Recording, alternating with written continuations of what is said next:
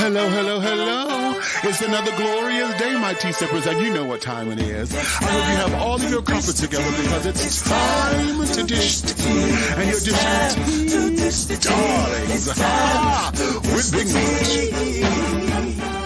Can't wait. It's time to dish tea with Big Meat. It's time to dish tea with Big Meat. It's time to dish tea with Big Meat. It's time to dish tea with Big Meat. Darling. Hello,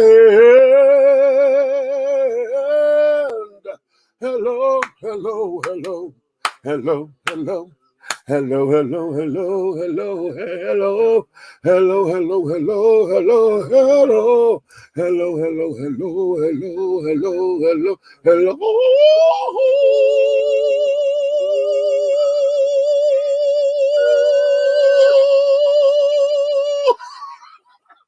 That's right. Like, you know, fucked up my shit. I got this heifer over here sounding like a hit dog in the damn in traffic. Because she trying to hit this little note like me. And then she just made me just break character. I was trying to hold it, but I just couldn't. Well, let's go together. No, stop. I said, stop. Okay, what's going on, tea sippers? Oh, crumpet dunkers. Oh, child, tea brewers, pot stirrers, honey. What's going on? Tea leaf readers, what is going on? What is going on? What is going on? Oh, it is another glorious day. And I know that all of you have your crumpets together, my darlings, because it's time to dish tea. And you are dishing tea with Big Meats. What's going on, babies? Listen, we had so much fun last night. And the conversation was very, very, very, very interesting to where I've got to do a part 2 of what's going on, okay? And the reason why I had to do a part 2 is because coming into our new year, and this is day 2 of it, we want to make sure that we at least go in it knowing that we are planting seeds that will have a definite harvest time when it's harvest season. You understand what I'm saying? And last night, the discussion was about parenting and things of that nature. We got into a huge thing. So we're going to look at it from another perspective tonight. What I am going to do is this. I want to make sure that the children got ample opportunity to come on up in here and talk to me. Now, what we're going to do as well is I told y'all the other night that starting on Sundays of this year, I think I'm going to start this tomorrow. What I am going to do is open up what I call, I'm going to give it another name. On the radio show, I call it Don't Come Out of a Bag, okay? But I'm going to call it something different here, I believe, because what this is going to be our audience participation. Many of you are in your comments and carrying on, and what I'm going to give you the opportunity to do is to come on. I'm going to share the link, and I'm going to let you come in and discuss it live with us right here. Now, the rules are going to be this, and y'all going to hear me say this all the time. Don't come up in here being no ass. Okay, because if you be an ass, in my world, asses get fucked. Okay, or eaten. Well, you don't need to know that part. But anyway, so if you come up in here and you be an ass, it's going to be a problem. Okay, and God help you if you come up here being a shitty ass, because see, we don't do Picasso paintings and carrying on in this particular world. So, honey, if you come up in here and if you come up in here like no, it is going to be a major problem. So that's why it was called Don't Come Out of a Bag, because if you come out of a bag, I'm going to come out of a bigger bag. Okay, so but I guess we're gonna call this a cup of tea. So if you come up in here and if you spill a cup of tea, then okay. But if you don't clean it up, that's fine. But bitch, if you come up in here knowing that we dishing tea and you bringing some coffee or some hot chocolate, bitch, we're going to have a problem. Okay, we're going to have a real problem. Now, those beverages are lovely, but that's not what's going on over here. You understand? So this is what this is. So the audience participations are always fun, and it gives us an opportunity to hear what's on your mind, and it gives you an opportunity to voice who you are. We get to hear you, we get to see you, and we give you time to say it how it's on your heart and how you mean it and carrying on. Now, also, if you come in here with something, be ready to have it challenged. You understand? Because you're just not gonna come up in here and say some shit and then think that the children are not going to challenge it or put you, not to ridicule you or anything, but what this is going to do is give you an opportunity, because if you say something that may be a point that's disagreeable, be ready to state your case. Be ready. And that's what this is. If you can't handle it, then don't come. Don't do it, okay? And that's what it's all going to be. So, ha, ha, ha, ha, ha. Let me go over here. Who's all up in here? Okay. Hey, Kimo Newsome. Okay. Hey, Sugar. Happy New Year to you as well. The Buck is up in here. What up? No. Stan is in the house. What's going on, people? Okay. Oh, yes, it was. Okay. Exactly. Okay. Great discussion. Glad out to be a part of. Well, thank you, darling. Amy. Okay. The research department is here in full. Okay, hey y'all. Okay, and hey Amy, hey Eric, and carrying on. I like this kind of teaching. You like that? Come on, Kima, we love you. Okay. Hello, all love from Detroit. Hello there, Diamante. What's going on, my darling? Thank you for coming up in here. We got more of you coming soon. Do not be afraid to issue your comments and stuff down up in here. Now, before we get started with tonight's discussion, I'm going to start off something. I'm going to share with you guys something that I think is lovely. Now, listen, to all of you who are part of my affiliates, because, we are branching out and we're networking real cute. So Eric is part of the Nighthawks Network. He is the creator and founder of that particular network. And what he's doing is giving all of us an opportunity to come together. We're bringing all of our platforms coming up under an umbrella term or whatever, so that we could be housed and carrying on. And it's okay to say that I'm a part of this. It's like being a board member. I'm on this board, I'm on that board. When you list all your accolades and carrying on. Well, honey, being a part of the Nighthawk Network, honey, is just that. And it's giving us an opportunity to actually network with one another, to help each other build each other's brands and carrying on. So you're going to see when I put out a special thanks to our affiliates and carrying on, this is what we're doing here.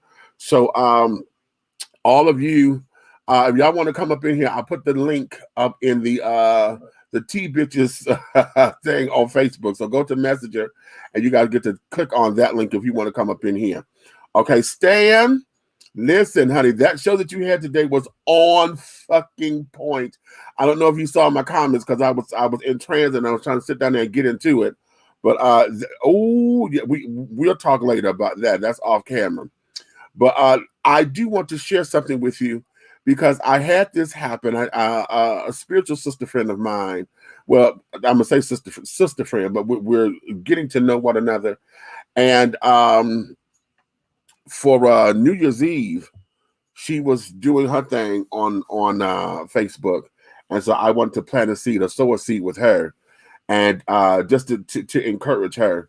And I want to share with you what was dropped into my lap through her that gave me, something to move forward to and to know that I was on the right track. Take a listen to this, and y'all, and we'll talk in a minute. You are up next.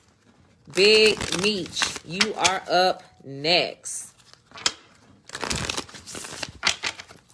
In reference to Big Meech, yes or no? Big Meech, yes or no? Shatika, you are so welcome. Congratulations on all of your future endeavors. And congratulations on your new adventure. I'm so proud of you. You did it, girl. Congratulations, my love. All right, Big Meech, here we go. Yes, Ace of Wands, brand new motherfucking beginnings for Demetrius. Brand new beginnings, passionate new beginnings, okay? I like how you hide your feelings, though. You have a big heart. You're like a big teddy bear, but you don't let people in. You don't show that to anybody. Look at you, how loving you are. You are going to get that. I do need you to stop thinking so much, and I do see where you've put yourself on a back burner. You have a lot of water energy around you. So spirits say, do not give up. The death card is here. Transformation is coming, and you are, look at you, stand to yourself. Very private. Spirits say to be patient. Your offer is coming. You can release that now. Very beautiful energy, Big Meech. I fuck with you, nigga. I fuck with you. I like that you're a loving guy. It's a lot of men that hide their water, their heart chakra. You're very protective, but you are so loving, and you will give the shirt off your back if a nigga asks for it. But you just don't allow anybody to touch that part of you. You put on. You put on for the put on. But I fuck with you. All right. All right. So let's keep it going. Okay, and we are back. And I wanted to share that because I know sometimes when we talk about spirituality and these kinds of things, some of y'all get into all heebie-jeebie on me and things, and some of y'all don't believe it, and that's fine. I'm not coming against your beliefs or whatever. I wanted to share that with everyone because it's all about planting seeds. And, you know, yesterday being the last principle of Kwanzaa, but the first day of the year being faith. And being able to step out on faith and understanding what that is. That was yesterday's discussion. I wanted to play that for you guys to understand that, you know, a lot of us and those who deal with these kinds of mystics and soothsayers and those who have vision and sight or spiritual counselors, as I like to call myself, it gives us an idea confirmation, if you will, to know that things are on track. Some of you may not choose to go this route. Some of you may go to your pastors and carry on, and your pastors may tell you, I got a word from the Lord, and the Lord told me to tell you, that kind of thing. So we're all in the same boat, okay?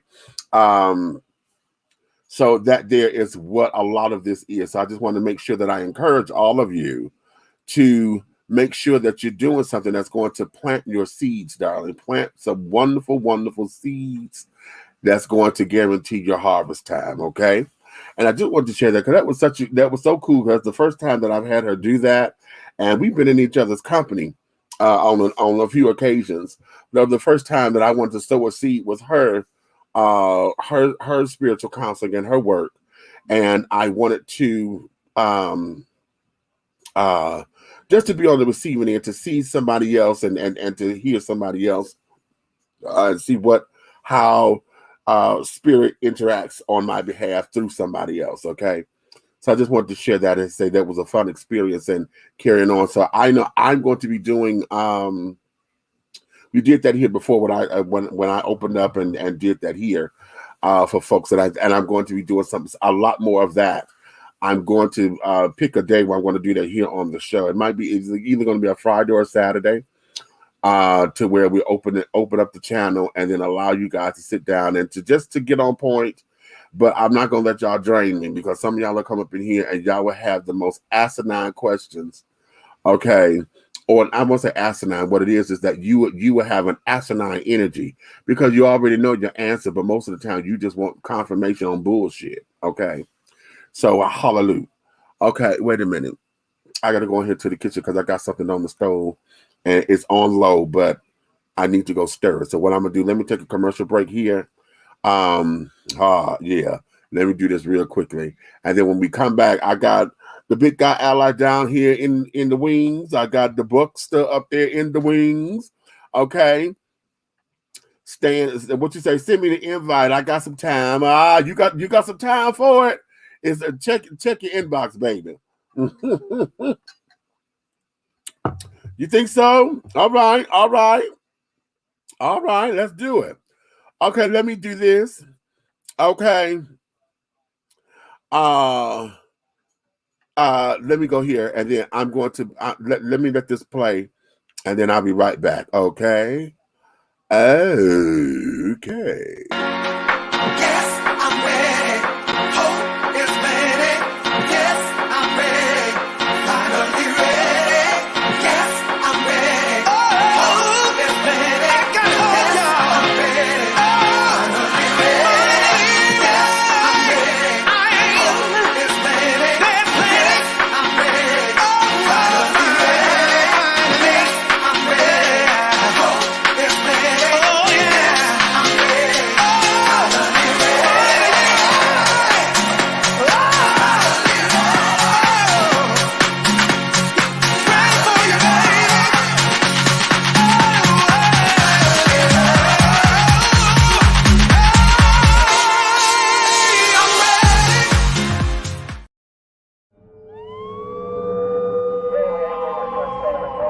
I could give you 20 reasons why I wanted to be a cop.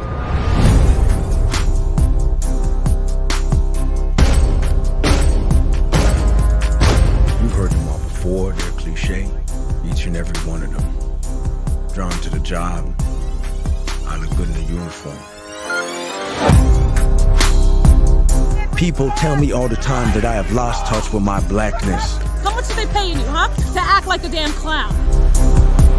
On the contrary, I am very black. I'm an expert.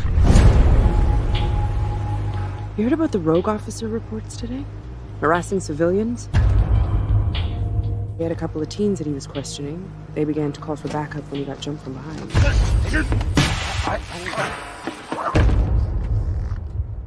I will keep an eye out.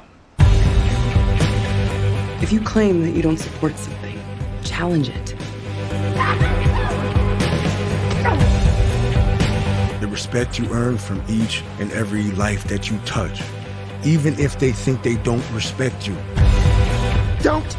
They do. Get out!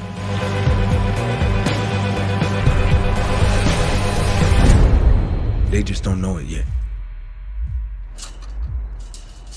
Tire pressure's still great.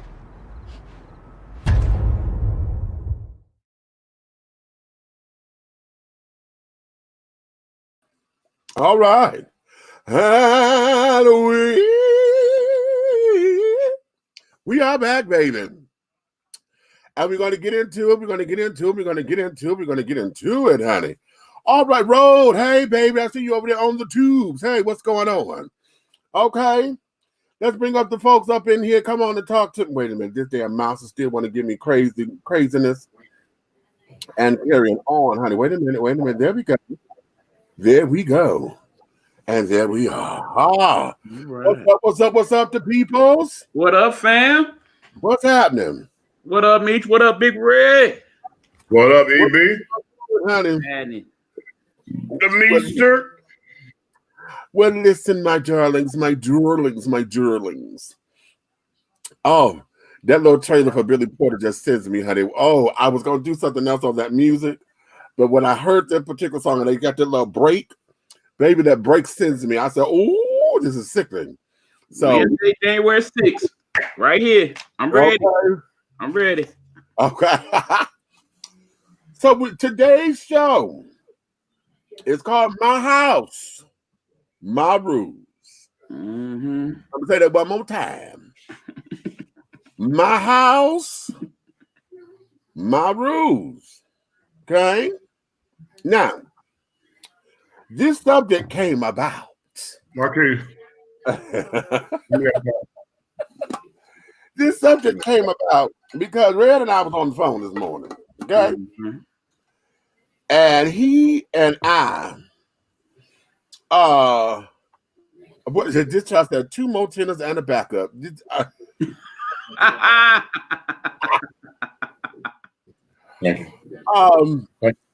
We were discussing, parenting skills and carrying on, and it's awfully funny that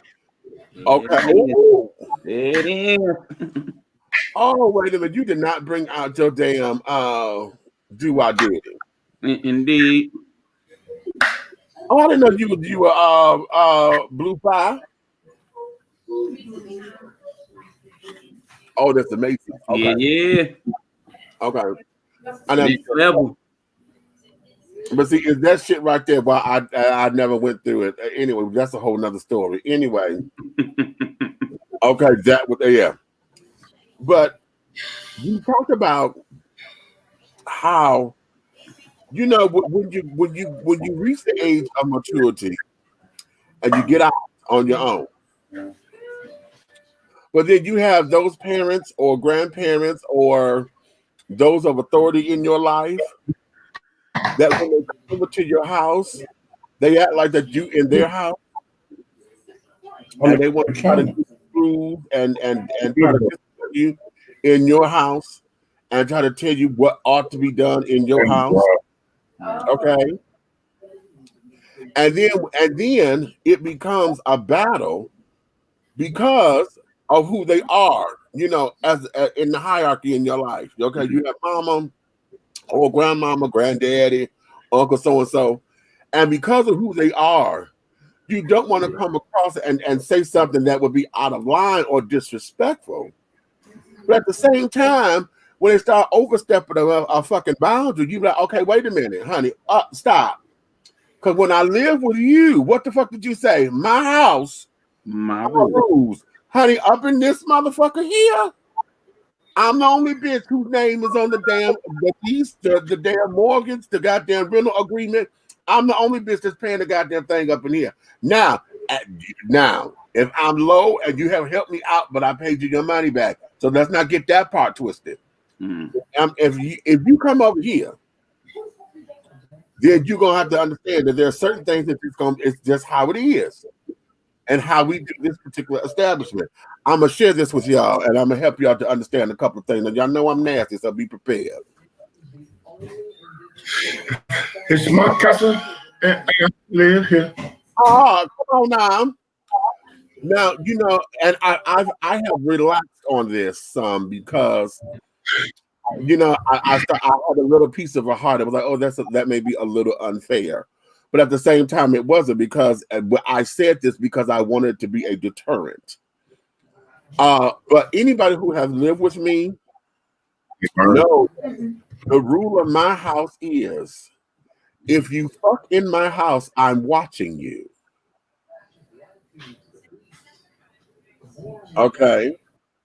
If you play like I play, I may join you.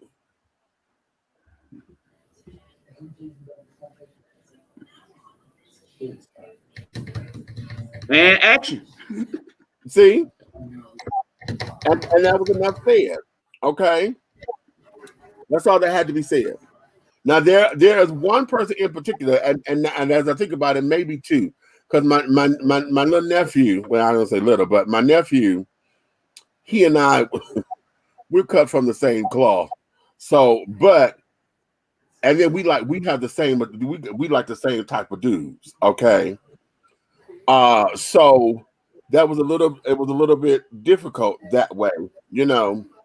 So anytime I have allowed him to do that is because either I was not home or I had other folks to entertain, and I was playing, you know, not necessarily cock block, but I was playing, you know, defensive tackle, you know, to let him do what he gonna do and carry on. And then this one particular incident, we were all around and carried on, and somebody dared him. It was a truth or dare kind of situation, and the guy dared him. I said, "Shit, have at it. Go ahead. You know, go, because see, a motherfucker want to come up in here and want to challenge a bitch. Okay, the room is right there, bitch. Put your money where your mouth is. Okay, and that was that. So yeah, okay. But my rules, my house. And that particular time, my nephew was physically, you know, smurfing. Okay. And that particular person, he got mad and he got jealous. So he caught himself going to walk back there to the room and open up the door. Yeah. And I had to put him out of the house. Because you know, you overstepped your boundaries, you got to go home. Oh, yeah. And that was that. And I walked him to the door. I said, go home. We'll see you tomorrow. Bye. Right. Now, having said all that, my rules, my house. Okay. In that particular situation, how is it that you as a parent, you as somebody, not even as a parent, just somebody who is a grown individual, and you allow folks to come into your house? Okay. Yeah, my road dog is he's germophobic to, you know, he's not as extreme as Howie Mandel, but he's a germaphobe. He said, I don't care how many laces you got in the goddamn boots. If you tap that bitch around your leg or whatever, you're gonna take your shoes off at my door to come into my house. He does not like street clothes on his bed. Okay. He doesn't have any furniture. So if he invites you over to the house, you're going to sit on his bed if you want to sit down, or on the floor. If you come to sit on his bed, you're going to take your clothes off. What if you're just stopping by for a minute? And that means you don't want to sit down. But you might be a little parched and need something to drink, and you need to take a load off your feet. Uh-huh. Right. You still taking your clothes off if you're gonna lay on his bed. If you're sitting down on his bed or whatever. But you that can't just pull your pants down around your ankles and sit down? Not necessarily so.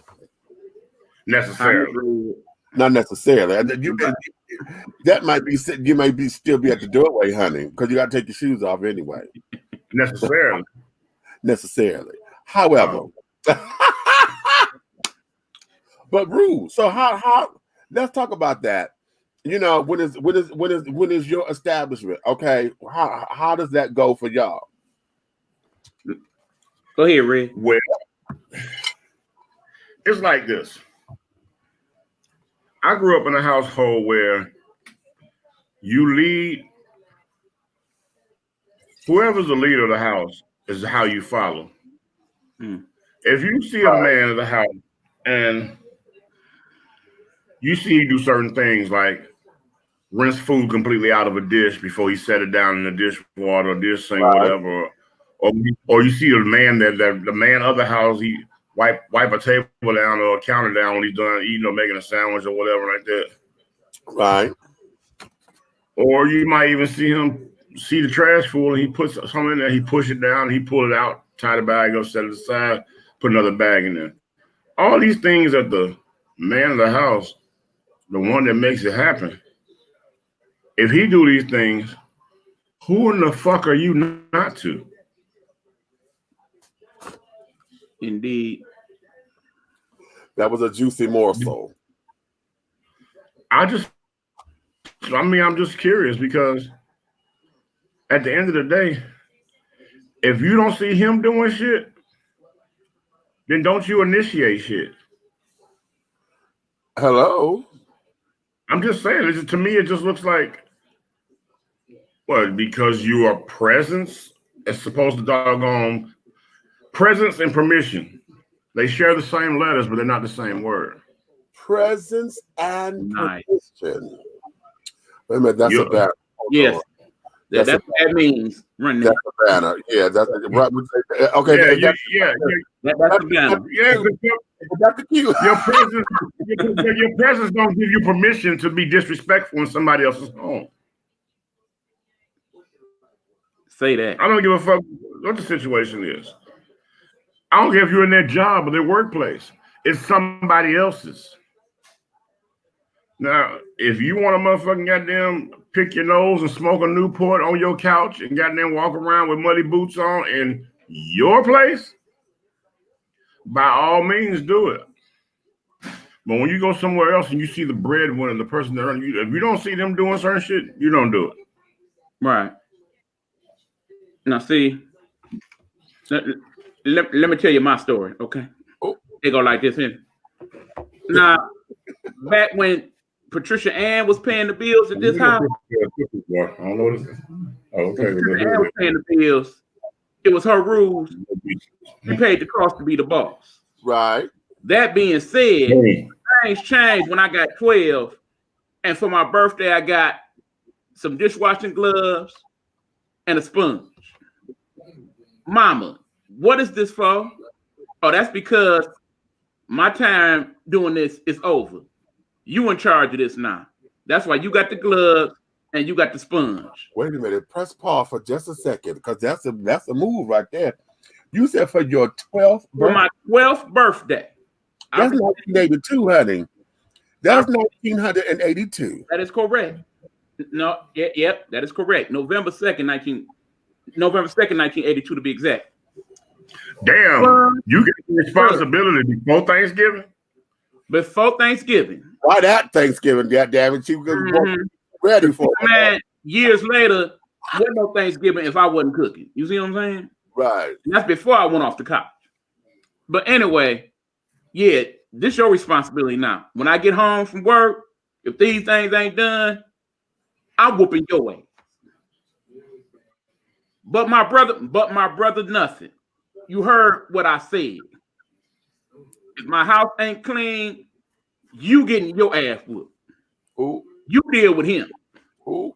So that changed the whole dynamic with that part. Now, fast forward a few years. After I went to college and whatever happened to this house, happened to this house. I come back, things is different. Mm-hmm. It's just piled up, stuff going on. You got all these grown-ass men walk around the house. Ain't nobody trying to do nothing. Mama, what then went on here?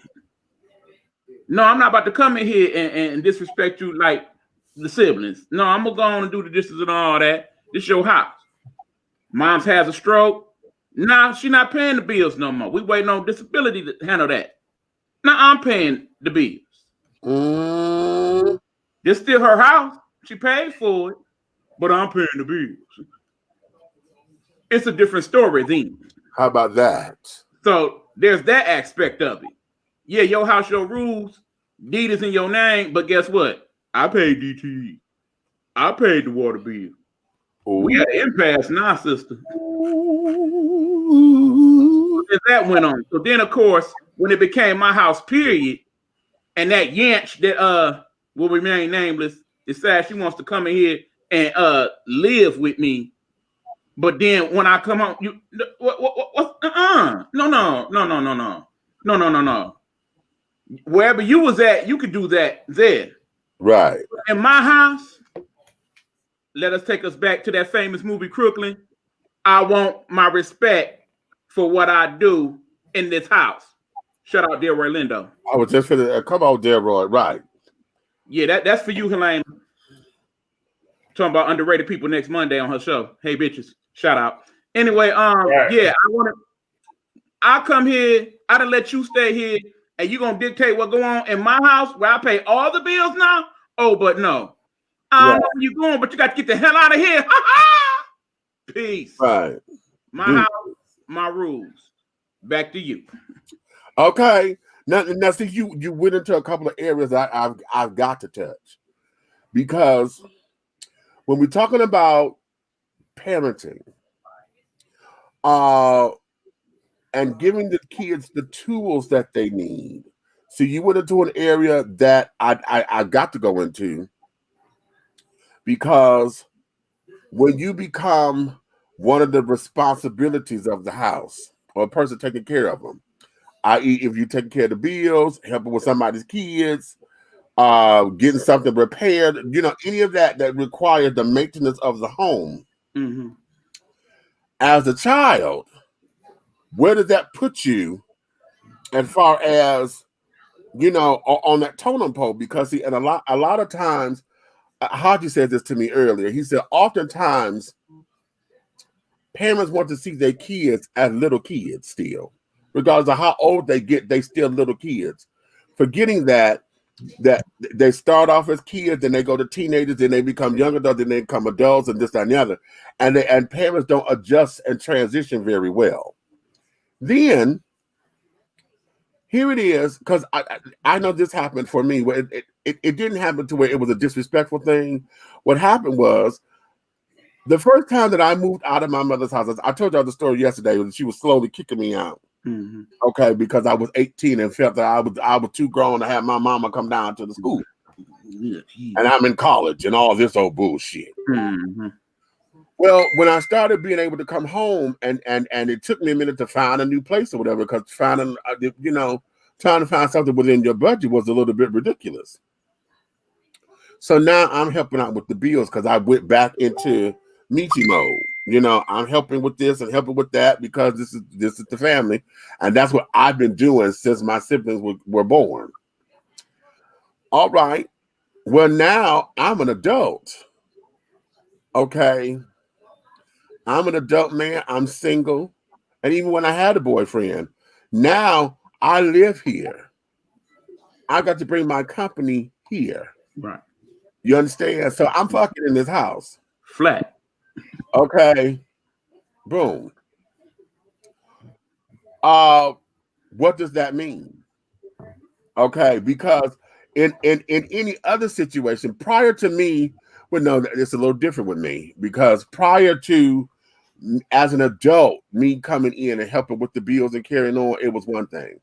But my sisters, I'm 7 years older than my sisters.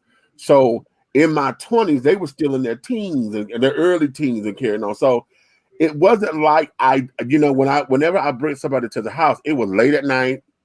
And then the way how the house was, the back door was my door. Okay, because it was off my room. So if ever I brought company in, I never brought them through the front door.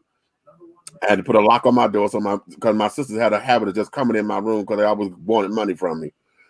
So I put a lock on my door and carried on, and then I made sure that either mama was asleep or she was gone. And that was how I maintained some semblance of respect because, hell, I'm here, and my money is going in this bitch. Right. Okay. Point blank, period. Okay. So let's talk about that. I'm going to bring Stan up in here because in those regards, when you're dealing with adult children, okay, and I'm going to stress this, adult children not married. Let me go there because I remember my mother telling me something about she and my dad. When I was a baby, something that happened, and we lived around the corner from my grandparents at the time. This is my father's mother. And they took me around there and they ended up spending the night. Well, what my grandmother did, she separated them. Okay. She said, oh no, we're not gonna have it up in here. And she made my daddy go upstairs and sleep in upstairs and made my mother sleep in the basement or whatever.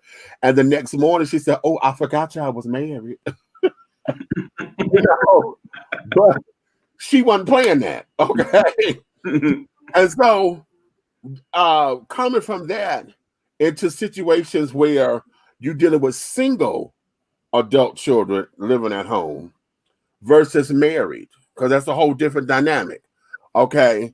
And let me start there first. Stan, I'm gonna bring you up in here. Okay. Dang. What up? What up, Big bro?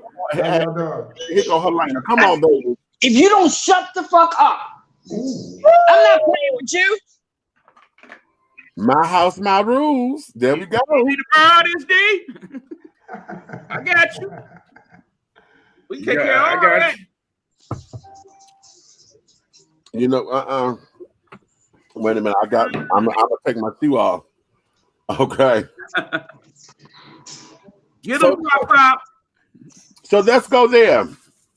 Now we're talking about, when the kids come home, or adult children are home, we're trying to maintain a level of respect, but at the same time, hell, I live here, so those particular dynamics.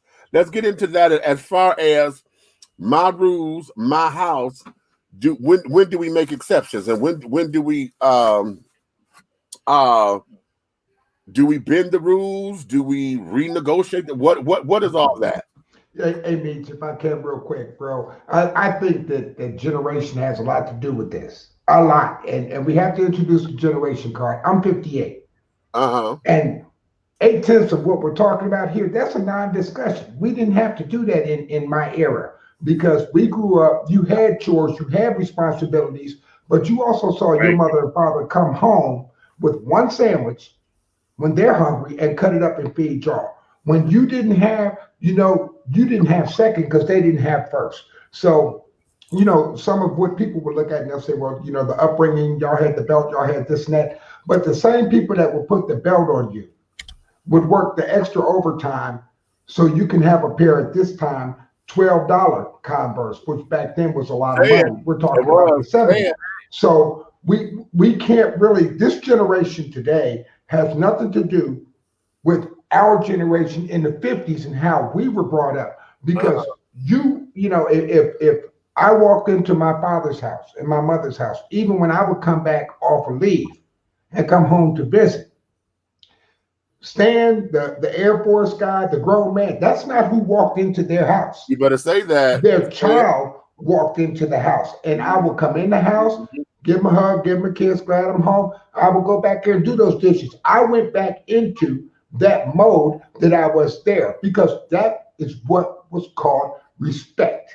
That's right. Period. That's right. That's I right. did not go into their house. And when my parents came to my house, okay, they got probably 80% of the rules for their stay. And the reason I did that, it was out of respect to them, because I had to remember, if I've got a nice house or I've got a nice car and I haven't been to jail, they were the ones who cleared that path for me to have all these things that I have. So it's a sign of respect. They know they're not at their house. Right. And most of the time they're going to say, well, can I do this? Can I do that? And what do we say? Mama, make yourself at home. Daddy, you at home when you come here. Mm-hmm. So, I mean, I think that for those of us that are in our 50s and to a degree, even the late 40s, our concept of respect and the family unit is far different today. You got 12-year-olds walking around with cell phones and Coach purses with makeup on today. That didn't work when we were younger. Hello. You better not have any lip gloss. No, the concept of respect is gone today. Okay. Yeah, because you saying the concept of respect is gone, Stan. The concept of respect is confusing to these new kids.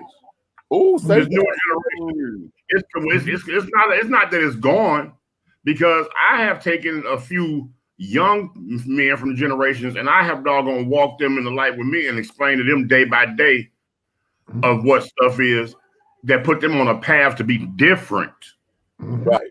Right. You know, I got a grown ass man still running around Georgia, and every time he sees me somewhere on, okay, what side of Georgia, he stops and tells everybody he with the story how he could be dead or in jail if it wasn't for me. The fact that I stopped him and took him under my wing and taught him some skills and crafts, I signed him up for doggone Job Corps when I seen him failing in life. And now he got his own company doing his thing. He's a HVAC person. Mm-hmm. Married a military girl, got a baby, everything positive. And the people I snatched him from, right now, they're either dead or locked up. He was the only one still out here doing his thing. But you had to bring that old school there. See, everybody today, this is the generation that wants the microwave. Everything is instant. Or I can Google it and get the answer. I don't have patience. I don't have time to wait. I don't want to work for anything. We live right now. This is the entitled generation.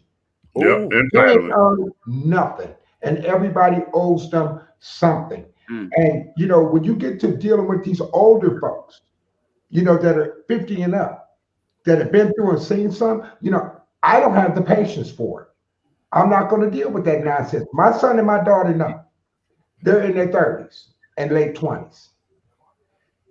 There's only two people you better answer. If Jesus calls you or if I call on that cell phone. How about that? Okay, because when you cried out in the middle of the night with a stomach ache, I didn't say in a minute. When you wanted to go to Disney World or Six Flags and I had to work the side jobs and the overtime and the late shifts, I didn't say in a minute. But I didn't hold it over their head. And my children learned one thing. An item, you could say, well, I don't care if it's an iPhone, an iPad, or a PlayStation or whatever. These kids today look at money. They look at money, how much something costs. But they cannot equate money into time. It takes time to make money. So when my kids went to Disney World or they got a PlayStation or they got something, they understood Dad had to work X amount of hours, overtime or whatever, to get that. But Dad's rules were, if I come in, anything on the floor besides shoes and four corners of the bed is trash. So I would load it up in my patrol car because I'm going to see somebody that night where the kids don't have a PlayStation, but they're going to have one. So my kids understood first, it's not the money. Money's going to come and go. It is the time absent from you that it takes me to go work and make the money to get you the things you want. So people are chasing money and not time. And that's where, when I talk about losing that respect, you know, that's where we get disconnected. Right.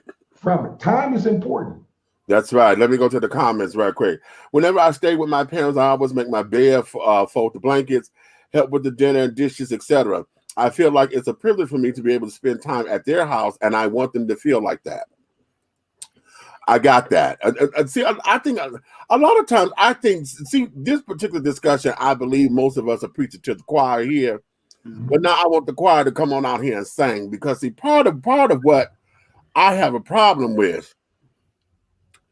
Y'all heard me say the village has become the villain because we have so many different aspects of where from our childhood, there was a such thing as everybody had your back. Everybody was making sure that, at least all of the elders are carrying on. There was respect for the elders because you didn't, if you knew you were doing dirt, you had to go sneak, literally go sneak and do it because Miss Jones down the street, if she sees you, she gonna tell your mama. And Mr. Henry over here see you, he gonna tell your daddy and your mama.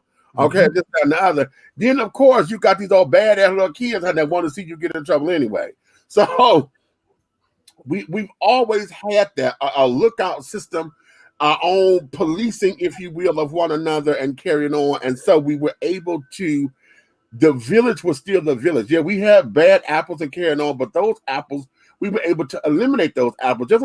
It's just like when you go to the farmer's market or when you go to the store even. If you get a bag of apples and you go looking through that, dump them out trying to wash them off, and you see something that's a bruised or whatever, they ain't looking. You're able to pick those out without destroying the whole goddamn bushel. Now we're in a space to where, hell, if that damn apple is crushed, the poison in it has just fucked up the entire bushel. Yep. You know what I'm saying? And so where is the disconnect, or how is it that we can reclaim some of that back? Because it's our generation. See, a lot of that poison came from us. Okay? Because these are our kids. Meech, you know this, and you heard me say this. First, you're gonna have to cut the friendship cord and understand the difference between the friendship cord and the umbilical cord. You're gonna have to understand the difference. Because for one, you can't be the friends of a gangbanger, cussing hooligan, smoking, drugging type person behind your back and hiding it in your house in your face. Wait a minute, hold on.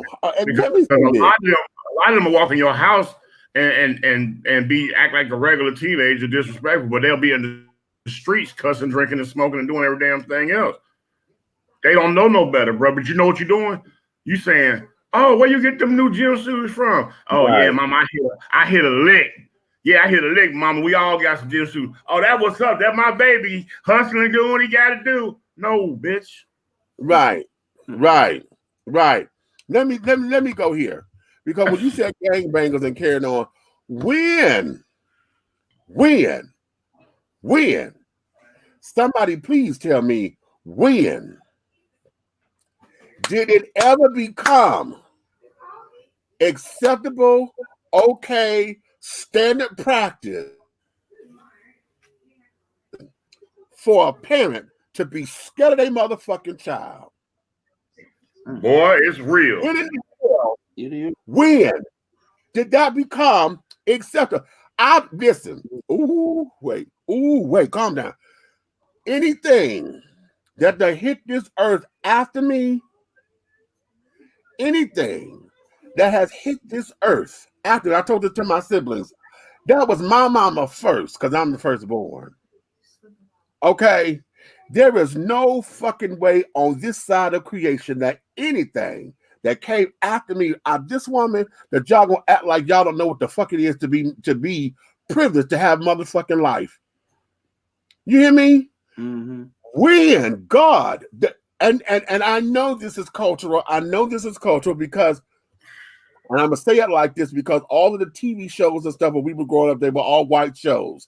We didn't have a lot of black shows that showed disrespectful kids. Right. We got white kids on them goddamn TV shows that carrying on. We got cartoons. When Bart Simpson came out talking about eat my shorts, you said to your mama and your daddy, eat my shorts. Right. And you still got your motherfucking TV. Nick, I heard. I used to talk about white kids and how they talk to their mamas in the grocery store. In the grocery store. I even checked a little white boy one time, scared the doggone life out of his ass. He probably a supremacist today because he don't like niggas. But I scared the life out of his ass because he was just out of pocket and she was just, "It's okay, Timmy. It's okay, Timmy." And I'm trying to look at my damn labels and I'm reading for this recipe. And finally I got tired of it. And I was like, "No." I said, "Excuse me, ma'am." I said, "No, it's not okay, Timmy." I said, "Say something else to your mom." Right. Say something else. And he was like looking like, oh my Jesus. Like, yeah. But Red, what you did is what was done. I'm rolling back again to the 60s and 70s. What happened to the nuclear family, particularly the black family? All of us on here know that when you cut up and you got outside, if you got disrespectful, when they reached back, whatever they grabbed is what you got hit with. So what happened is when the standard of discipline in the household, 2.5 children and a white picket fence, was imposed into people who were living in crowded conditions and redlined to live there, then we instituted this thing what we call child abuse. Okay? Right. So when that came in, the parents became afraid to discipline their children because the only thing the children had to do was pick up the phone and call 911 and say you did something, and you were either A, going to jail, B, having to miss work to go to court to be found maybe innocent later, C, CPS. So when the government came in and took over the disciplining of the family and based that concept of discipline on the 2.5 children per household, man and woman, white picket fence in the suburbs concept that did not apply to the inner city, it wasn't working. So the inner city parents said, well, what do you want us to do? I mean, you want to put me in jail for putting a belt on him, but the police are out here beating the crap out of him, and then you're saying, well, they're beating the crap out of him because I was a bad parent, right? And I didn't discipline him. So the system really handcuffed a lot of the parents. Now, I'm not saying that you hit your children with chairs and billy clubs and this and that, but we all had that belt. At least most of us probably had that belt put on us. And the words you never wanted to hear your mother say was, "Wait till your father gets home from work." Mm-hmm. You know what? I didn't have to, because my mother hit harder than my daddy when it came down to discipline. So no, I preferred I would preferred that. But no, that whole idea of what that was, you know, and then the fear of your child, and then also we got the friend element, but then we also have that the blind eye. My child could do no wrong, and you know, I'm the spoiled brat. I'm trying to give everything to my child that I didn't have when I was a kid syndrome. Okay, because my mama made me do baseboards and carry on. I'm not gonna make my kids do that because that was cruel. Okay, so now this little mud puppy done sat up here and don't know what it is to, you know, don't understand hard work, don't understand consequences for their actions, and you know, all they do, if they throw a tantrum, then they get what they want because you give them what they want just to shut them the fuck up. Okay, and then of course the tantrums get bigger as they get older. The wants have got more expensive, you know, and carried on. So when we have all of those particular elements, our generation, we were so busy wanting to not just be friends, but wanted to show up our parents. Okay. But I had a teacher say this to me, because every time I said that, she says, I said that to her. She said, no, that wasn't your fault. That was ours. I said, really? She said, yes. She said, because as your parents, we sat up there and we gave y'all everything, thinking that was going to do it. We put y'all in front of the TV because we were so busy trying to make sure. She said, single mothers in particular, we were so busy trying to make sure we could be the superwoman, that we could do it all. And we showed y'all how to do it. She said, what y'all did was now y'all have just perfected the model. Y'all came out, it was a 2.0 kind of model or whatever. And so now, not only are we friends, y'all still up here. I get it, but I don't get it at the same time. I don't understand a parent who sits down and y'all have weed smoking parties with your kids. I don't get that motherfucking concept at all. Now I understand special occasions, because like on New Year's Eve, I was able to get some champagne for my birthday as I got older, whatever, you know, in my teens or whatever. My mother would introduce me to this or whatever, and it was an occasion. Right. It wasn't like I was doing it to get drunk to party with my mama. No, she, you know, it was more so a rite of passage kind of thing. But I know folks that sit down here, and the thought is, oh, well, I would rather them do this here because at least if they're under my watch, you know, if they smoking weed with me, you know, I can see if they got a bad, you know, we could all of that bullshit. When did you sit down here and say it was acceptable to party with your kids like that? I was raised under the fact I don't party with my mama. Like, just like you saying, when you said when your parents come to your house, 80% of what went on in their house, as far as rules, out of respect for them, it's like, okay, mom and dad never here, you know, we're gonna chill out of respect for them. If my mama come in my door right now with this damn, I got all kinds of liquor can up, but the liquor gonna stay where it is. But if I got a drink in my hand, I put my hand behind my back. I don't know what the fuck it is I'm doing, but I'm not just gonna have it all up and you know. Yeah. Listen, I got dick and ass all up and down through here, honey. But if mama come over here, I would take them down or whatever because that's my mama. But then she also know me, so there's only certain. Now she knows only certain things I'm gonna do. Mama, don't go in my bedroom, girl. Okay, that kind of thing. But there too, that there is if you pop up. Now, if I'm expecting her to come, then I know I'm gonna tone some shit down or whatever because hell, she know about me, whatever. But that's not for me to just throw all up in her face like that. You know what I'm saying?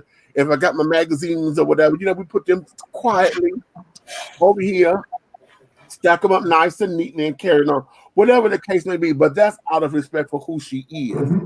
But that there is us understanding that.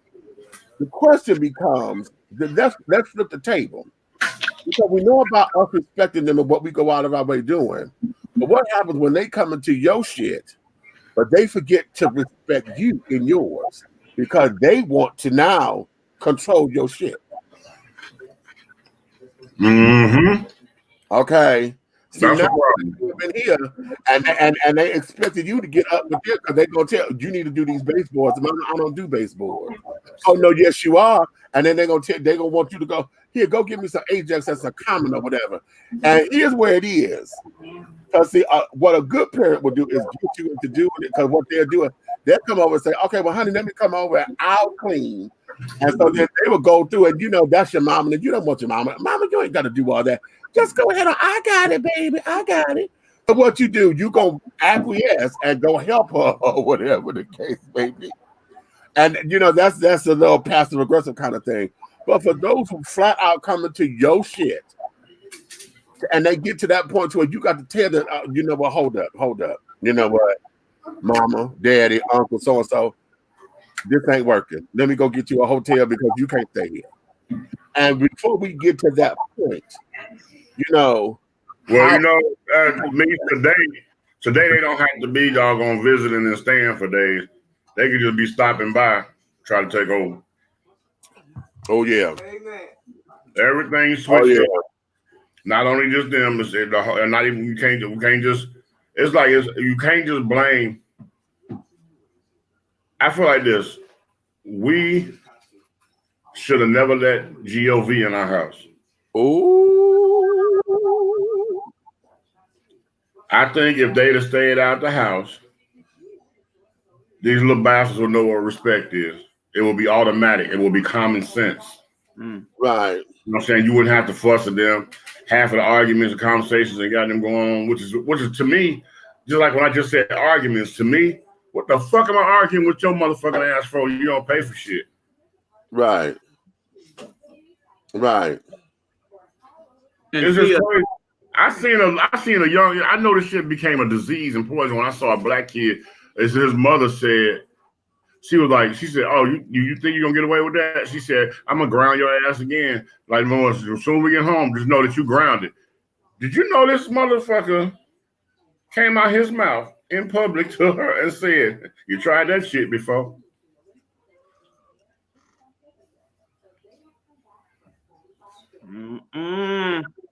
I said, I wanted to go get in my truck and just back up and hit that motherfucker so bad. I didn't know. See, here's the concept that's lost on some of these kids. My mother many a time would sit here and tell you, look here, when you leave my house, You was not gonna embarrass me. You was not gonna embarrass this family. Okay? Because when you leave here, you represent me. Okay? You're not gonna have people out here thinking I'm doing this, and this is how you act when you at home and all that. That's part of what we done got away from. You are an extension of your family, okay? Yes. Your household. So when people see you out in the street and you acting all types of fool, so that they have to question what goes on inside your household, that's where the problem is. Because a lot of these parents, they don't care what's being represented by their children out here. All they know is you did my baby wrong. But what is your baby doing to be wrong?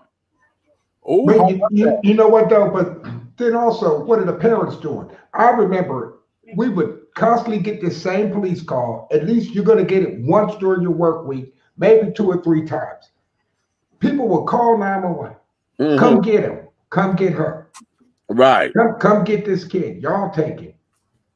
Well, I mean, you're calling the police to your house because your child is disrespectful, disobedient.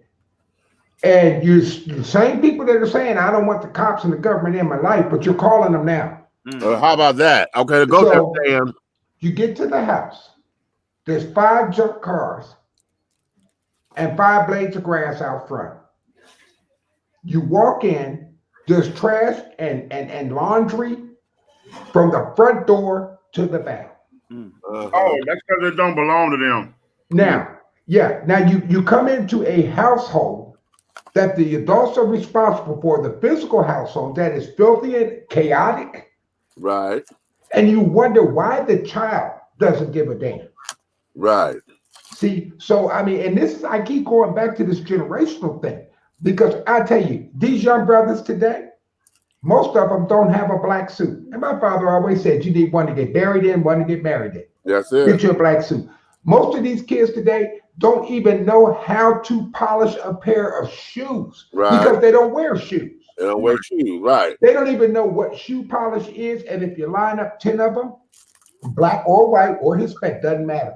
I guarantee you, if I set a tie down and said tie it, none of them could. When I was 9 years old, I knew how to tie a tie. Right. I knew how to shine shoes. In fact, me and my brother had to shine our father's shoes so that he was presentable going to work for those 12 hours.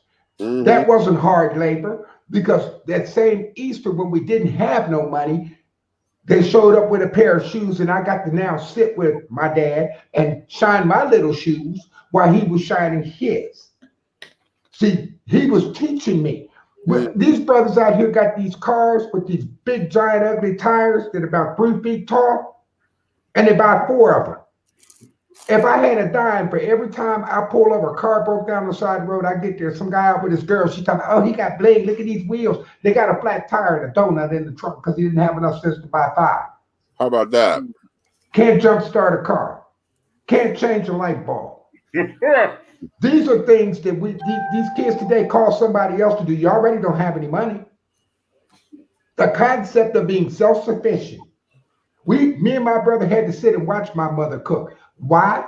Because until you get married, you got to eat. You need to know how to cook. That part.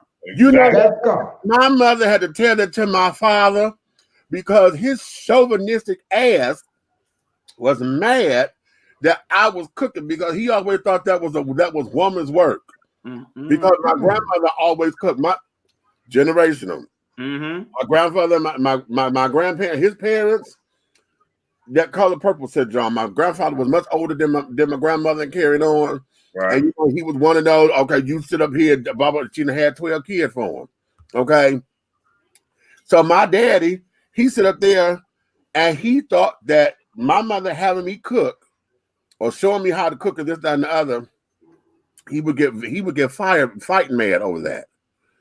Because I was in the kitchen. And oh, you just turning him into a little sissy. He said it all the time. Okay.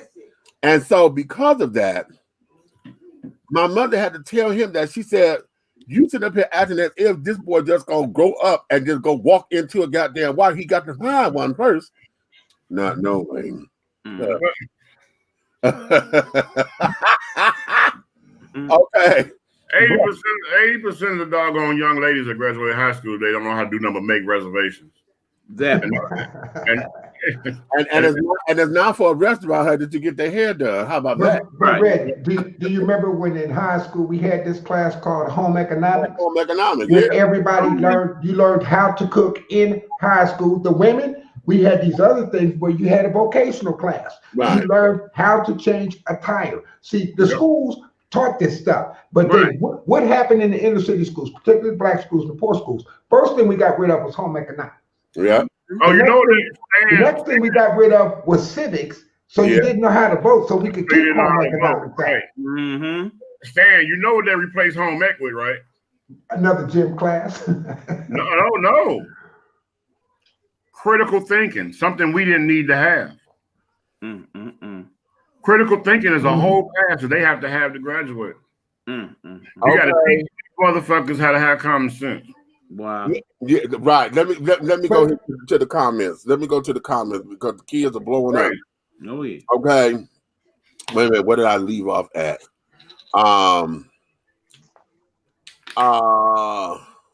Wait a minute. Hold on. I'm coming, y'all. I went too far down. Okay, right here. Teenagers think that what we see as respect is oppressive to them as individuals. I heard a term recently: toxic hyper-individualism. Wow.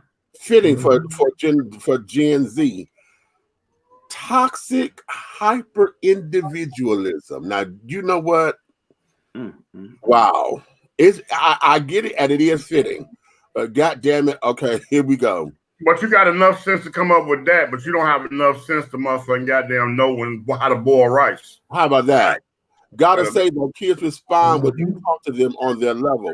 Respect goes both ways. You can't just order around your children and not lift a finger around the house yourself. Let's go right there, Amy, before I go back to more of these comments, because see, that there was what we were talking about yesterday. The idea of you being a fucking parent is not for you to sit up here and build your goddamn slave force because now you're gonna do it because I said so bullshit. No. You have to lead by example. I can't sit up here and wash no motherfucking dish if I've never seen you wash and show me what to do. In my house, honey, we did glasses and silverware first. Okay, glasses, silverware, then plates and bowls. Okay, pots and pans were last because that's all the grease you got to keep changing the water and carrying on. Right. Okay. Now that's how we did it. I don't know. I thought that's how everybody did it, but I went into a house. That's common sense, Meech. Again, that's common sense. You didn't have to tell us that if we have fresh, hot dishwater, it's common sense that the glasses and all that shit go first. Okay. Right. But that's what I said. We didn't need critical thinking. They had to learn that in a class that was given to them. And another word we learned: pre-soak. No, but hold on. You know, Eric, I'm gonna tell you how fast. Like you just said earlier, and Stan touched on it. Everything they want, everything automatic. The microwave won't in a hurry. So what they do, their common sense factor is take the grease ass pan and get it out the way. Right. Let's hurry up and wash this one first. Right. But their mentality ain't telling them you just fucked up dishwater. You got to put glasses in. Right. And then on top of it, because Mama told me like this, she said you always wash your glasses because everybody always want to drink of water. So you got to have clean glasses in the house, right?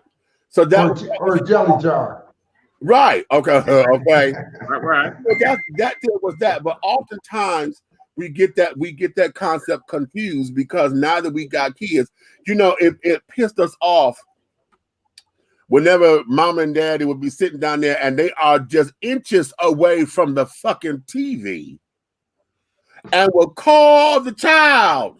Before the remote to a goddamn TV to turn the piano. Now this is well before we had the goddamn clicker dickers and remotes. You gonna call me? No, I'm upstairs. I am upstairs on the second floor. Absolutely. To come down these motherfucking steps to turn the TV because you didn't feel like turning the goddamn thing. And God help you if you sit up there and the goddamn TV knob was broken, you got to use the pliers to turn this bitch. Because if you miss the channel, you could go back all the way back around again. Yep. Okay. So it's instances like that where our generation have gotten hard-hearted and a little jaded and cold and callous or whatever because we saw that shit as ridiculous. And I ain't gonna treat my babies like that. I ain't gonna do my babies like that. At the same time, yes, it was annoying, and I believe parents did that to annoy us, so that we can understand that life ain't always easy. Because see, I went to bed and this, that, and another, and then shit, one of those shit happens kind of things. That was when I had just got comfortable. Ooh, comfortable. I mean, you know when you kids, it take you a minute to find your comfort spot because you playing and this, that, and that. You had just got in there, right? Just snug. BT, huh? Come here, huh? I said, get your ass down here. Okay. So you done got up to go and you want me to turn the TV? But you know what, Meeks, though? The script is really flipped because, I remember when everybody finally could afford a VCR. None of us knew how to program it. Right. But you had it. Right. And these kids today, and I'm talking about 8 and 9 years old, they get it out the box. We're reading the directions. They programmed it and they're using it, walking around. Right. And it's something with these kids today when it comes to electronics that they could get it out the box, plug everything in. And I'm not talking about 10, 11, and 12. I'm talking about 8 and 9. 8, 9, yeah. And just instantly. You better try 7 in this house. Yeah, they instantly know what to do. And we're asking them now, can you, I don't know what this app, how do I Insta Facebook or what is this? And they're telling us. Well, part of that is because remember, as we were coming along, look at the toys. When the toys started becoming cell phones and computers and things, and these were toys, then hell, we have already equipped the kids to understand here all it takes is a couple of buttons. So then when they get a real phone, which is why in the beginning of all this, remember we had everything was a roaming dial and a charge fee because you don't call, but the kids you don't put games on your phone, supposedly. And then the kids claiming you're gonna let them play games on your phone. Well, they done went through this motherfucker. And now they done called Timbuktu some damn where. Amazon.com ordering. Okay, right. And all of that. So a lot of that comes as technology and times change or whatever. Because see, when we were kids, we had Tinker Toys and before we had Lego, but before Lego, we had to remember the Tinker Toy little sticks in the round little wood. Yeah. Right. And the little Lincoln logs that link together. The Lincoln logs, yes. Damn, boy, you old. When we had all of that, it started to become a little bit that way. Because then, remember, we had easy bake ovens. We, and carrying on, we had Etch-a-Sketch so that for those who were architects and you learn how to do all this. But you know what else we had, Meech? We had chemistry sets. Do you remember that? Yes, hey, I was just going to go there. Hey, you know what? Did you notice that, Stan? That has been totally wiped out of the goddamn world? Absolutely has been. You had a chemistry set. I just was telling my oldest children, I was just telling them, and we were sitting there talking about juicy fruit bubble gum, the chewing gum, and I told them, I said, I used to have a chemistry set when I was coming up, and I doggone was able to manipulate the recipe on the back of the juicy fruit wrapper, and I made a big chunk of juicy fruit for myself and my household. It wasn't no sticks. It was just a big lump of gum, and it tastes identical. I made it identical just because I had the right chemicals. Right, right. And we had those kinds of things. When we would sit down there, we had Pictionary as far as games and stuff was concerned. Telescope, Scrabble. Monopoly. You don't hear Scrabble anymore. You don't have a lot of folks don't play Monopoly anymore. Monopoly and the Game of Life, those two games right there need to be staples in everybody's household. Okay, now Monopoly. Let me tell you what they did with Monopoly, Meech. I just learned it this year for Christmas. We talked about that. This is what they have done with Monopoly. They have doggone broken it down to your neighborhood. Wow. If you Decatur where it's greater, you can find a Monopoly based on Decatur. You know they got a Detroit Monopoly, Meech. They sure do. Yeah, they got a Detroit Monopoly. I saw Detroit Monopoly because, and I saw that at the gift shop. Mm-hmm. They got one for Chicago, and they got one there for Chirac. Yeah. You order Chirac, and that's the one that give you all the little hood names and everything, like Inglewood, this and that, and all that. And all the pieces are based on the bullshit. But those particular games, they you talking about critical thinking? They taught us how to think. They taught us how to manage money. You know, it was teaching us about building and acquiring. Right. Because Monopoly is all of that's real estate. Mm-hmm. So that was the early understanding of real estate. Okay. As far as the board games and stuff were concerned. Right. Okay. The memory game, like Simon was my shit. Clue. Okay. Clue was a good one. Because you had to sit down and eye coordination. Right. Okay. Following rules. Okay. Then perfection. Because now you got to be quick. That was for your dexterity to sit up there and put all these pieces. How about Twister? Mm-hmm. How about flexibility and tone? And you want to talk about exercise? Okay. That's how I learned I was That's how I learned I was flexible through Twister. Okay,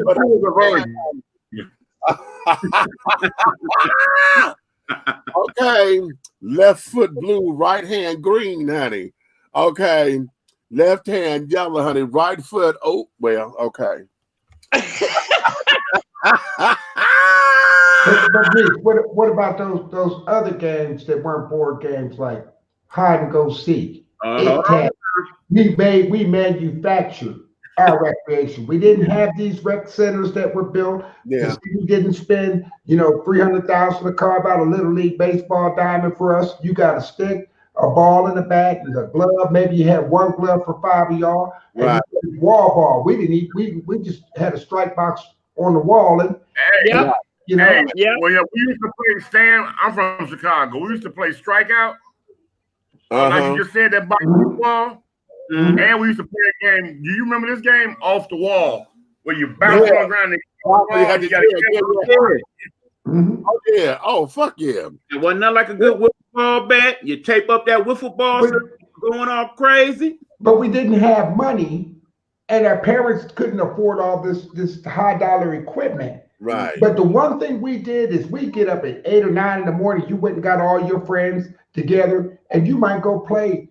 You had that raggedy football. You might start playing at 10 in the morning. You didn't come home till 6. Right. But we manufactured fun. And our friendships that we have today with people, we can sit down with them and we're not talking about who we did last week or what club. We're talking about, man, you remember when we were 7 and we did this or we here and did that. See, that is what friendship and life is.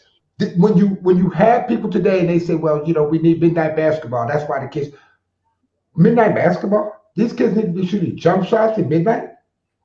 No, midnight, we were in bed. We were in bed. Hello. And again, they're going back to the parenting shit. This is what we need to bring back. Reading. Okay. Read a book. Them pages are too heavy for most of them to lift the turn. How about that? Oh, okay. I got to turn the page. No, I just want to scroll. Wait a minute. Let me go back to these comments because it was a couple of here that I saw. Let's see. In our community and generation, we had started in early younger ages by learning the value of a dollar investment. Mm-hmm. Okay. Probably became acceptable wherever corporal punishment was taken out of schools. Now, you know what? That right there. Bam. Bam. Definitely go there. Bam, bam. Mm-hmm. Okay. Right there. Mm-hmm. Okay. Timmy needed me in that store. I didn't play that. I wouldn't. I didn't play that. I wouldn't have beat him. Okay. How about that? We have lost the difference as a society between physical punishment fitting for your own children and unacceptable child abuse. Physical punishment can be effective, but it's often misused, and it's not what's used when necessary. Now, you know what? That's an excellent point right there, because the government came into our families because we had these hotheads who did not know how to discipline their children. Mm-hmm. They would sit down there, and instead of realizing they were with the child, they was giving them adult-like punishments, and they took the world out on these kids simply because they made a mistake or they were trying to back then during them times. Most of the time, the underlying situation, or underlying issue to those problems was the parent having some type of substance abuse issue. You know what I'm saying? And undiagnosed issues too, because they didn't know by everybody didn't have a full diagnosis on schizophrenia, bipolar, it's like a lot of stuff they knew of, but didn't have no namesake for it, nor no treatment. And I'm gonna say treatment because we're in the United States, because they're not trying to cure shit. You don't get no money like that. So and then coming into coming into themselves, you mad because you struggling because you got this kid and life is hard. Because right now, all I'm thinking of is Penny on Good Times. I was about to go ahead. That episode of Good Times. Okay, Penny on Good Times, honey. You got this woman who mad because she can't keep a man because she got a child. Mm-hmm. And because you can't keep your man, bitch, you gonna take it out on the baby. Not the bitch. Right. Okay. Right. That's what I mean. Back then they was going too far. You putting your cigars and cigarettes out on the kid. You're burning them with iron. You're doing too damn much. You know what I'm saying? But again, it was a mental problem or a substance abuse issue. Right. Okay. Let's see. I agree, Big Red. I did that to a child with his mother when he disrespected her in the CVS 14 years ago. I was a salesperson there. Before I had to talk with him, I asked her for permission to speak with him about his conduct. She agreed with me. So I had a good talk with him. His expression changed very quickly. He didn't do that anymore ever since. I will never forget that moment there. The Holy Spirit was in me for this child. All right, honey. Okay. All right, Jojo. Toxic hyper-individualism, placing yourself or your family on such a pedestal that you are beyond reproach and owe the world, refusing to have empathy for those around you. Toxic hyper-individualism. Now, see, y'all gonna make me go run to that because I got to hear Judge Joe Brown's take on this bullshit, right? You better tell them, research department. That's because I know he gonna piss me off. Okay, kids have to earn things. I still don't party with my daughters, and they are adults. They will never respect you as their mother. Exact, Pranita. There's certain things that I don't need to see my mother in her party lights. Okay, because I know how I am when I'm with my friends and we hanging out and we talking and carrying on. My mother know I cuss like a sailor because I get it from her and my daddy, so she already know what I is. But she don't need to be in my environment while I'm kicking it, with my squad or whatever. Because now you done got too familiar and the boundaries are gonna cross.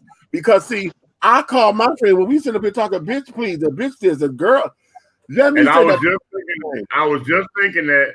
Because I seen a mother and daughter out drinking. I was on the club scene a long time. You already know that. And when they out partying, here it is, y'all sitting in the same booth together, and it's dancers and strippers and shit bopping and popping, and y'all got bottles over there drinking, and y'all hollering and high fiving, talking about, bitch, did you see that? To each other. Right. Right. Tell me I want to know who on this panel out of all 5, including myself, would ever high five their mama and call her a bitch. Don't know. Listen, I've just got to a point where I can sit there and call my mama girl. Okay. And I keep a dog. I keep a fully loaded clip of bitches in my throat because I got a doggone temper problem, but I would not share them with my family. No. So, I got checked. Oh God, my mother checked you, and the way how she did it real cute. Because I'm sitting up there talking to her, like I'm talking to my friends again. Girl, I was hot with you. She said, girl, I was hot with you, huh? Okay. Let's see how many more times you're going to be hot with somebody. Okay. And it was in the emphasis on hot. Okay. And it was all in that tone. Because I'm sitting up here saying, oh, you know, I'm just being cute. That's the cute little new little vernacular that we got, right? Girl, I was hot with you, honey. Oh, I was so. You know what? It's just we come from, like Stan said earlier, we come from generations where the stuff is automatic, man.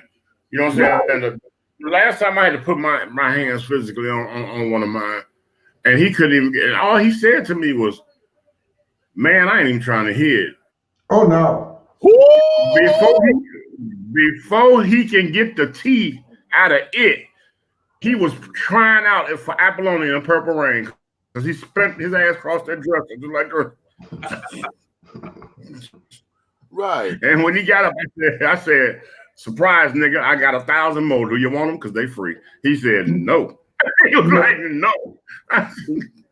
You know, man, I went to this call one night and kid staying with his grandmother, and she was, you know, late 60s, early 70s, 12 years old. Went out to a teen party. Now I worked midnight shift. Come popping in the house 3 o'clock. His grandmother tore him up. He picked up the phone, called 911. Well, they sent the wrong one because I got that call. I walked in, asked what happened. The kid explained his side. I said, okay. I said, ma'am, can I walk around? She said, yeah. Now, you always hear me say, solve the problem, don't work the call. Right. I said, where's his room? She said, in there. I said, give me a trash bag. I went in there and took everything that plugged in the wall, put it in the trash bag. That kid sitting on the couch looking at me. I said, now, ma'am, tomorrow you wake up, take all of this to the pawn shop. Take that money from the pawn shop, and since this child doesn't respect you or the things you provided for him, go get your hair and your nails done, and then this time you make him earn these things instead of giving. Right. You know what? He looked at me, and I turned to him. I said, now, you got a problem? 6'4", that black uniform, standing up in that living room. I said, you got a problem with me? No, sir. And that was it. That was real. And you know what she did? She went and took it all to the pawn shop. Now, that's the same thing I would do with my kids. If you don't know how to take care of something, I would take it, I put it in my patrol car, I get to work, I give it to a kid who's respectful and deserving of it. How about that? It is. You know? So, I mean, you have to, what you practice in your home, if it's effective for you, and I'm talking to the officers right now, because we tend to come into these situations, each one of you has your own personal situation, but the officer will have all 5 of your situations. Right. So if you have something that works for you, don't be afraid to give that or volunteer that to that family that's in crisis. Because I think sometimes we forget if we turned out okay, we may not be who we want to be or where we want to be, but we're not where we used to be. Right. And if it's working for us, give it to someone else. You know what, Stan? I was it was a call. I have a cousin that she got herself together now that she's older, but when she was young, coming up in the preteen and teenage, she was the devil's child to my aunt. The devil's child. You hear me? She want to run the streets and ride with the dope boys, and they all older than her, and she fucking and everything else she ain't got no business doing.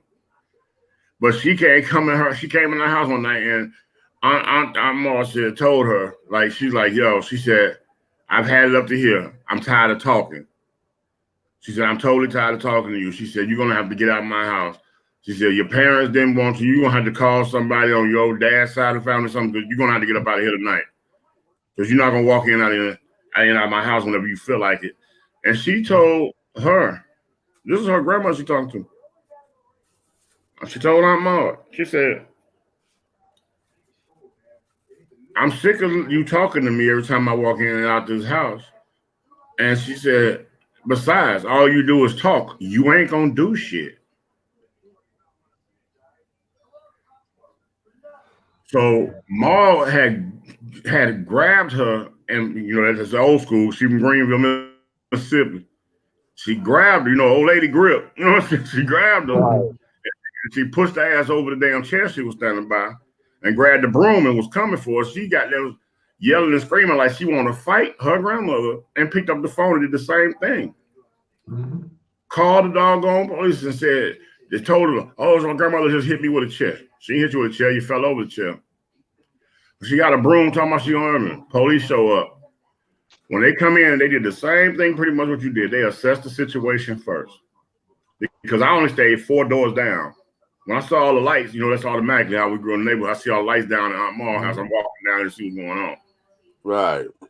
When them 2 officers walked in there, I'm standing there, Ma crying and everything, because she's sitting over like in her chair in the corner, and the girl, when they got there, the girl was muscled up like she's finna hit her. Police got them, grab her, put her over there. When they did the same thing you did, they had asked what's going on, asked what's going on. You know what that officer did, Stan? Had one of them damn, the secondary, that belt, that thick belt on. Pulled the belt off, set the belt on the table, told the little girl, God help you, because if you hit your grandmama, you finna do 20 years. Said, bam, I'll be on the porch. You got 20 minutes. She beat the shit out of that goddamn. She beat the cowboy shit out of her. And she should have. And the police came back in. She was on that motherfucker, goddamn, couldn't even talk. yeah, motherfucker, yeah. She beat the cowboy shit out of you. How about that? What? That was that. She and you hear no more about that bullshit. How about that? It's like that was the right officer. To me, that was the right officer, because the officer was like, he wasn't gonna let you kill her, but he seen what was needed in the household, because whatever he had in his household going, like you said, that worked for him. Somebody of authority that you thought was going to come save your ass, turned on you the other way. Right. I thought they were co-sign your bullshit. Exactly. Like and that day right there, when he said, when he put the belt down and said he gonna step outside, I looked at him, I looked at Armand, I said, I'll be outside too. I ain't trying to get right. When I was younger, I had to wash clothes in the tub with the scrub board. Oh, remember them, the washboards? And they re-upgraded it to a ringer wash. I remember the ringers, honey. The ringer, you had to slide the thing through the. Oh my God! Yeah. I did baseboards every Saturday and clean marble steps. Parents are becoming enablers for the children. Girl, did you know what that's the banner. That is the banner. This is one that needs to be pinned right there. This entire thing, because yes, honey, when we were kids, you had to get in that goddamn bathtub because you had to wash your clothes, and we didn't have a washer and dryer. If we had a washing machine, you didn't have a dryer, so you had to hang them up on either outside or downstairs in the basement. That damn washboard, that scrub board, honey, on some jeans. Now, if you really want to know the truth, I haven't needed to do that. But that might, oh my God. Okay, to scrub some collars and carrying on. The word is wood light. You want to ink and water. Hello. And you want an ink blot test? If you want an ink blot test, half of the stuff we all just spoke about, we need to just put Millennium in the room and flash it up on the screen. What is this? And whoever can't tell you what it is, tase their ass. Right.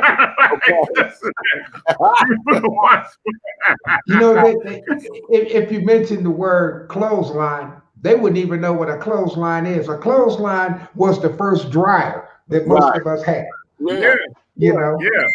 A clothesline, and you didn't touch nobody's clothes. And then y'all all remember, I think we all had this same dryer. When your dad finally got that used dryer from somebody, the one that when it was dry clothes, it's moving across the basement floor.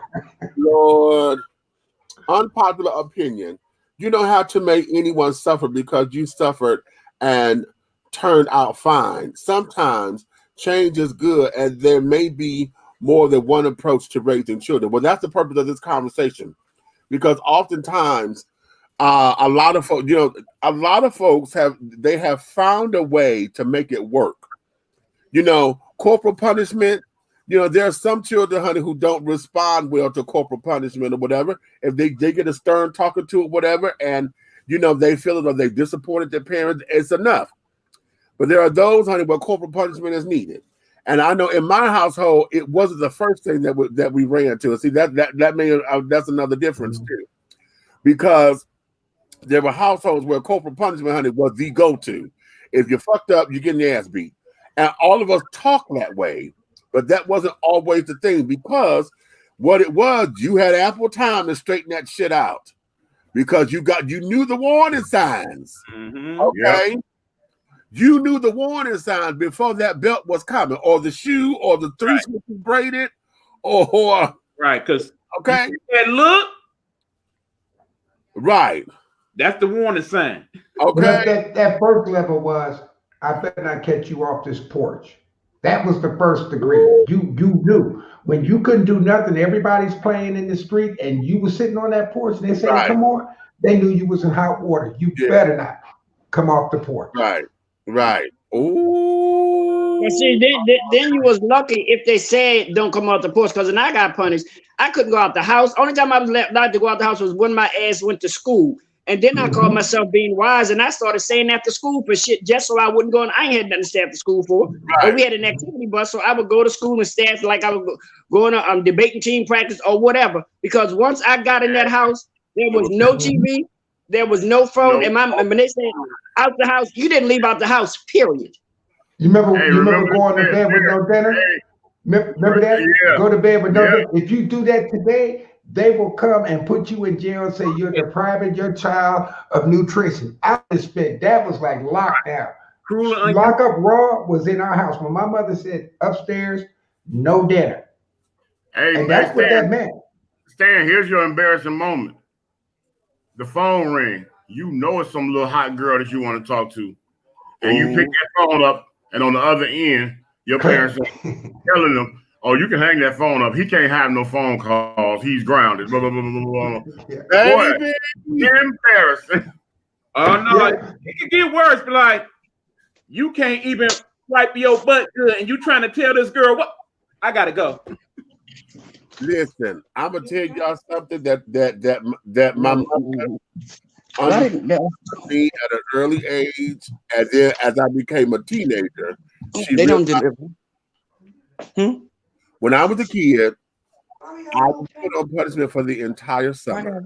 Oh shit! Wow. That's not for around the corner. I was on punishment for unless I was going out with my family. I could not play. I had to stay in the house all summer long. Yeah. Okay. And I could not watch. What it was, I was fucking around with my cousins. And did you say dumb bitch one more time, bitch? I'm coming over this table. Oh.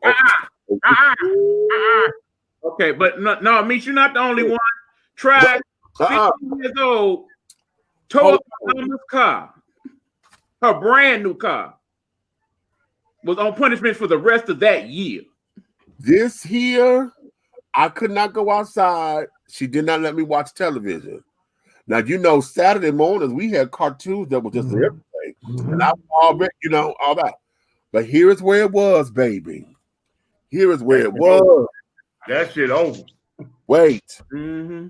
This is in the height of Wonder Woman being on television at 8 o'clock at p.m. on ABC.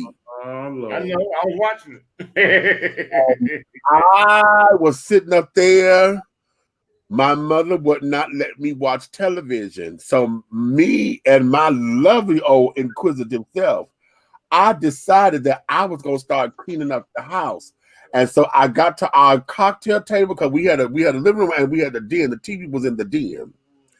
So since I couldn't watch television, I wanted to hear it.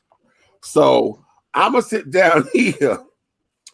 And I was wiping the table because we had pledge. You pledge at the table. And there was glass in the middle, so you had to make sure there was no streaks in the glass.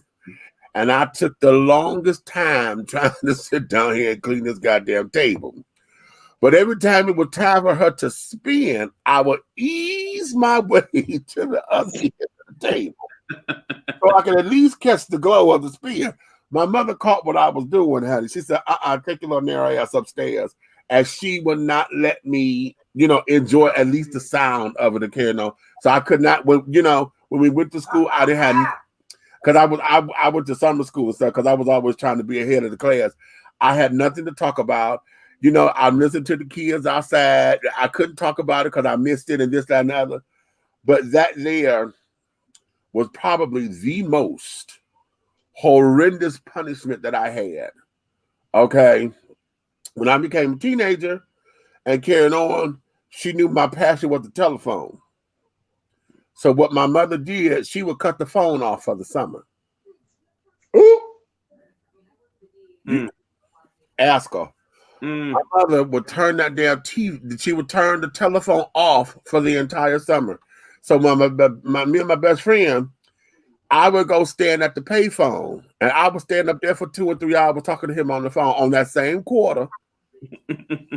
Okay, and then that was at the part where with payphone were able to call back in. So if I didn't have any money, I would call collect, and where it says say your name, I would say the phone number. And then he would call the phone back. Okay. And so yeah, she knew where to get me and knew how to punish. So to your thing about different ideas and different ways of getting to their attention or getting their attention, discipline comes in many different forms. And one of the greatest things is like Stan just said, go up in there and unplug everything that was electronic. Oh, I know how to get to a motherfucker. You want to act crazy? I got you.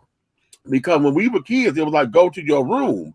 But hell, we didn't have everything in our room at the time. Now you tell kids to go to their room, shit, they got miniature parties set up. Shit. I mean, hell, the little damn speakers thing, the little Bluetooth speakers light up and got party lights on the shit now. Not only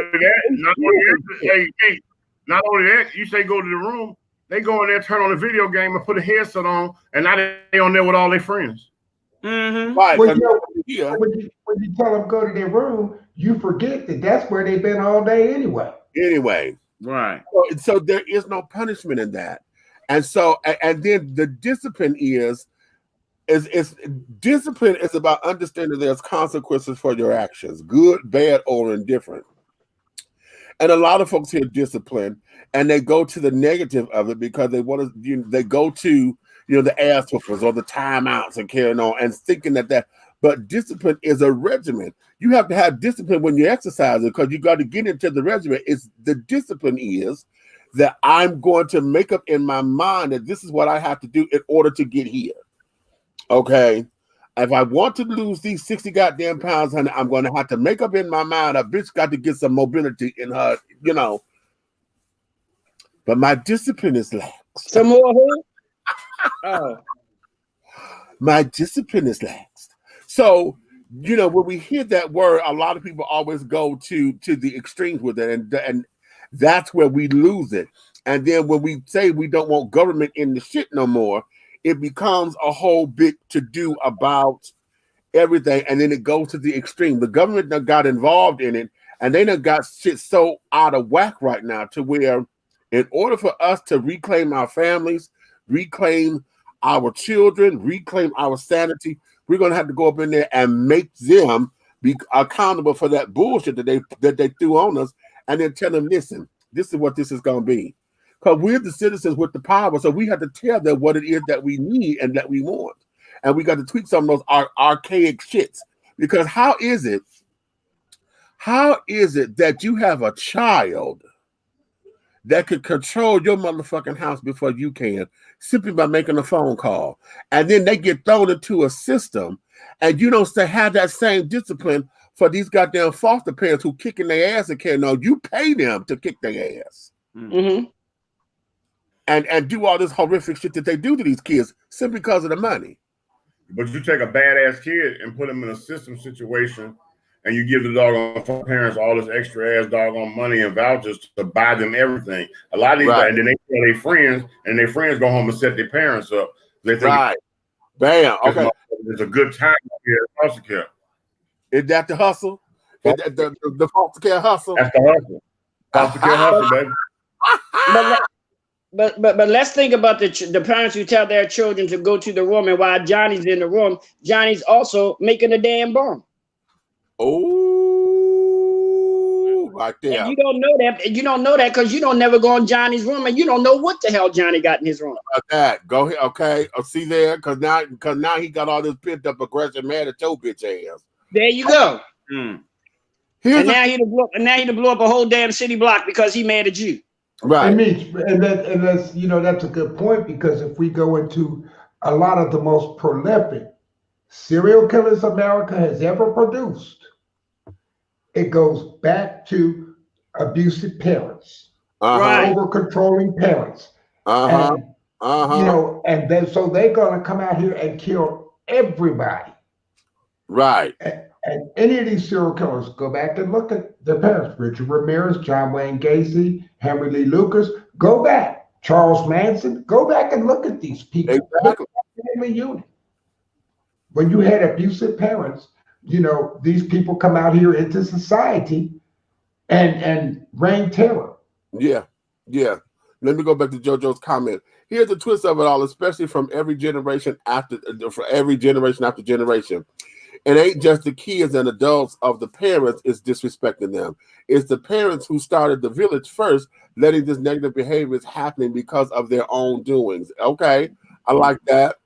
Also, though, you can't shower your children with rainbows all the time because you can't allow any suffering in their life. It's important to find a balance between structure, discipline, and loving attention. How about that? Because, again, balance. Because we get those who want to shower them with rainbows and silver linings and everything is all happy, happy, joy, joy.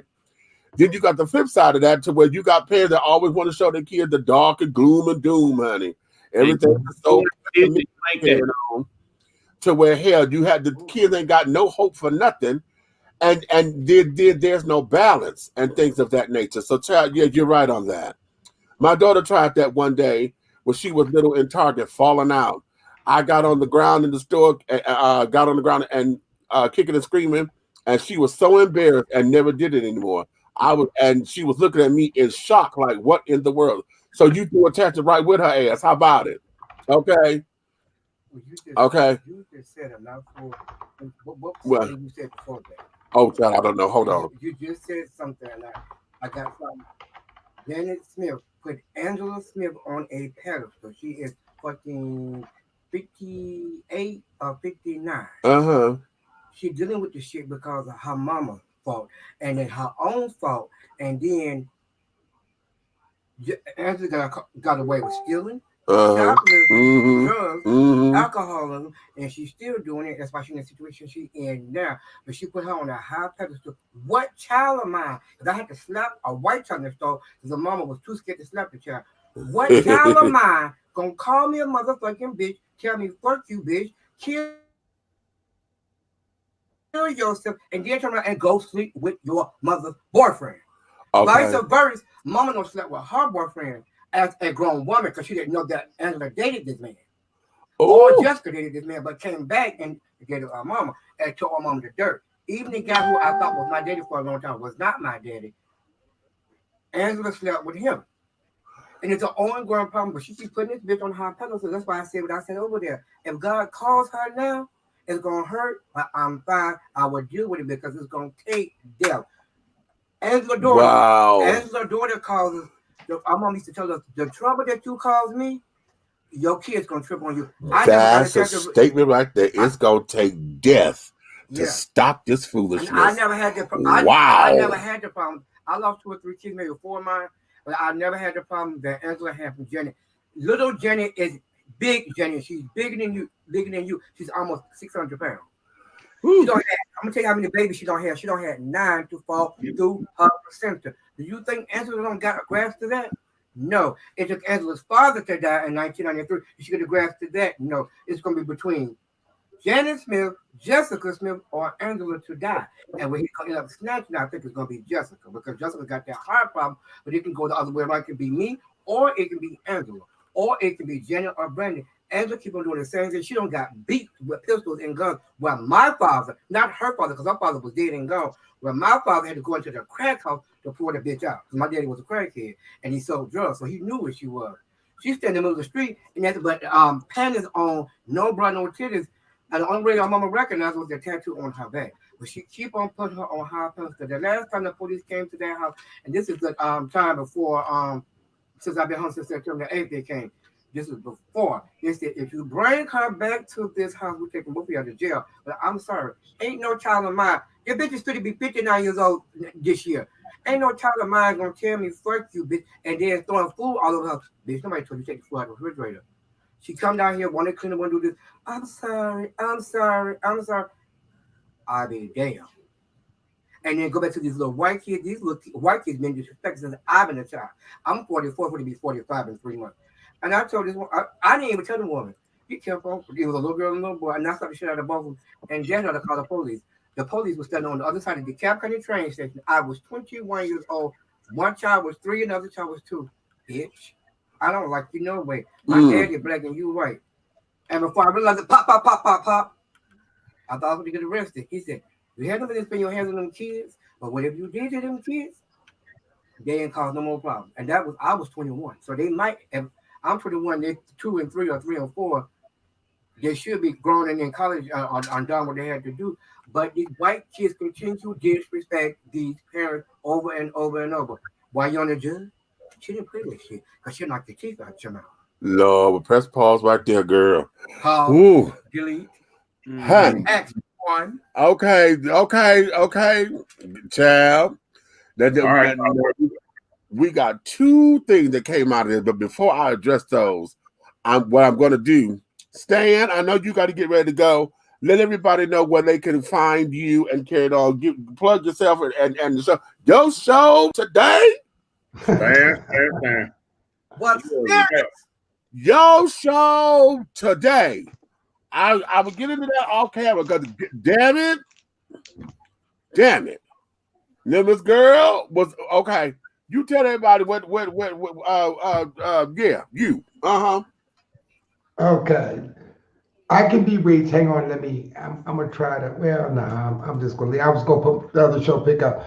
StanMason.com. You guys can find me. I started Behind the Blue Curtain about 4 years ago. It's the first show that is 100% dedicated to police reform with former police officers that are coming on, and we're giving it from a Black perspective.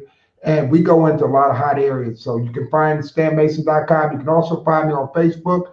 You can come on the Facebook Lives and interact. The only way you can't see it is if I block you, which some people know they're blocked, but you can you don't have to be on my friends list to come on. You can come on and see the Facebook Lives. You can go to the YouTube page. I always put the shows up there. So, we're getting really good guests and people who have relevant experience. So appreciate it, Meech. I enjoyed y'all. Y'all were good friends. Man, show on the Nighthawk Network. We broadcast it every Saturday, 11 a.m. Check it on. Okay. Child, yes, honey, because the thing, honey, woo. That I need her over here because that bitch she did some real tea, honey. No doubt. Yeah. That lady today, she made me. I was like, what the? Yeah, Smurf. She made me really.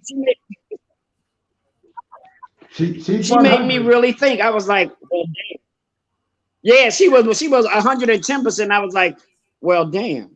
Shannon Spalding is the real deal. Okay. Well, hold on, y'all. What we're going to do here, let me take a little commercial break because this girl just stood up here and just dropped some shit over here that had me going into a whole nother issue because that statement that it's going to take death to end the cycle. Yeah, that's T.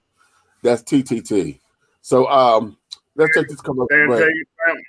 Everybody, I said, hey, and that the young lady that you assisted that you claim as your daughter now, you tell her she crossed my mind. Tell her blessings on her and her family. Okay. Keep doing going, bro. Keep doing what you're doing.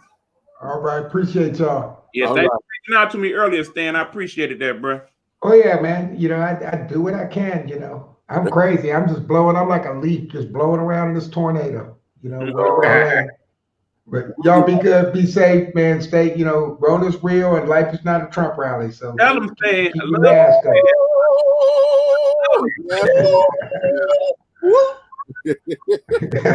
Real.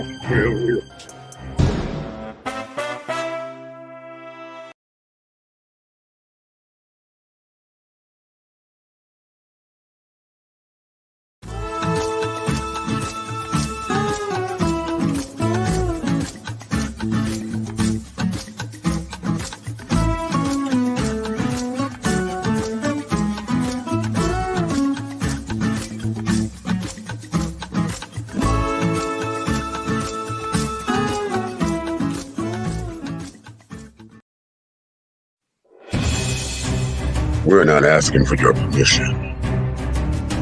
We're not seeking your approval. We're claiming what's ours in the name of our ancestors. We are their answered prayers. This is more than a movement. This is a revolution. Black innocence. What are yours today?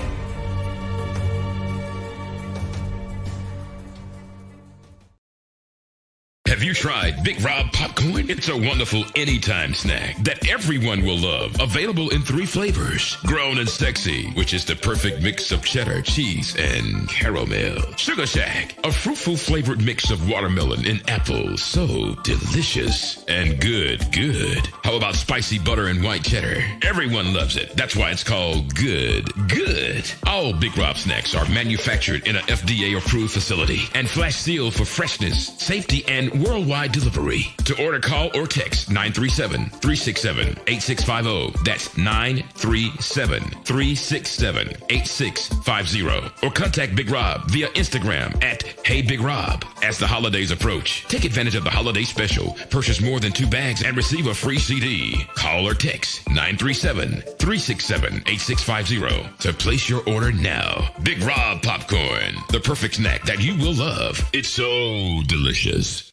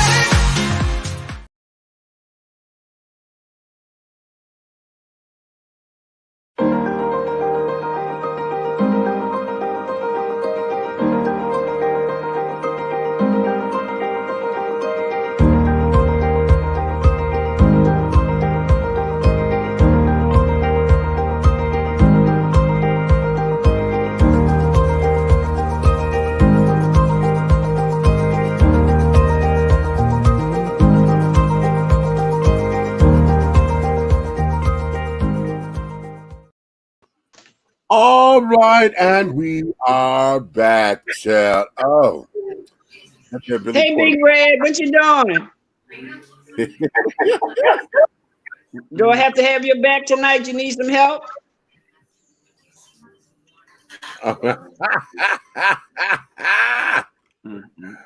Listen, you know, let me go here because I didn't know you were coming, Elena, so I had brought my other friend with me. Okay. Oh, that could be used. Let me shut up. Thank you, Jesus, for friendship.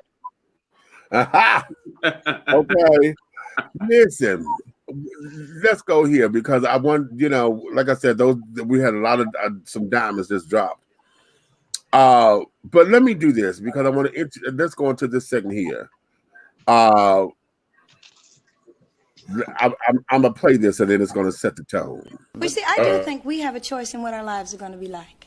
You see? We don't have a chance about what's going to hit us when we don't Okay, know. let me tell you this. My impression, I have a certain, I guess, positiveness about my life, but I realize that every time I create a positive thought in my mind, also I create a negative thought. It's just like, I'm going to be very successful. And my mind says, oh, no, you're not. You know? Okay? So since I create positive and negative, it's which one I give the most attention that is powerful. When I think positive constantly, it's very powerful and it controls me. If I think negative all the time, it's going to control me too. So right now, my positive thought is there is going to be no disaster to destroy what I have planned for me and my family. And if there is, that's life. You know? And I can accept what I get. My intention is for it to work and to be successful, and I will accept what I get. See, I don't have any choice about what my life is going to be like. The only choice I possibly might have is how I'm going to react to it.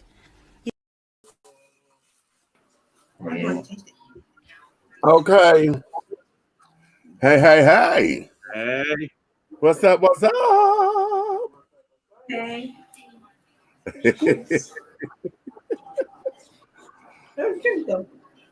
Okay.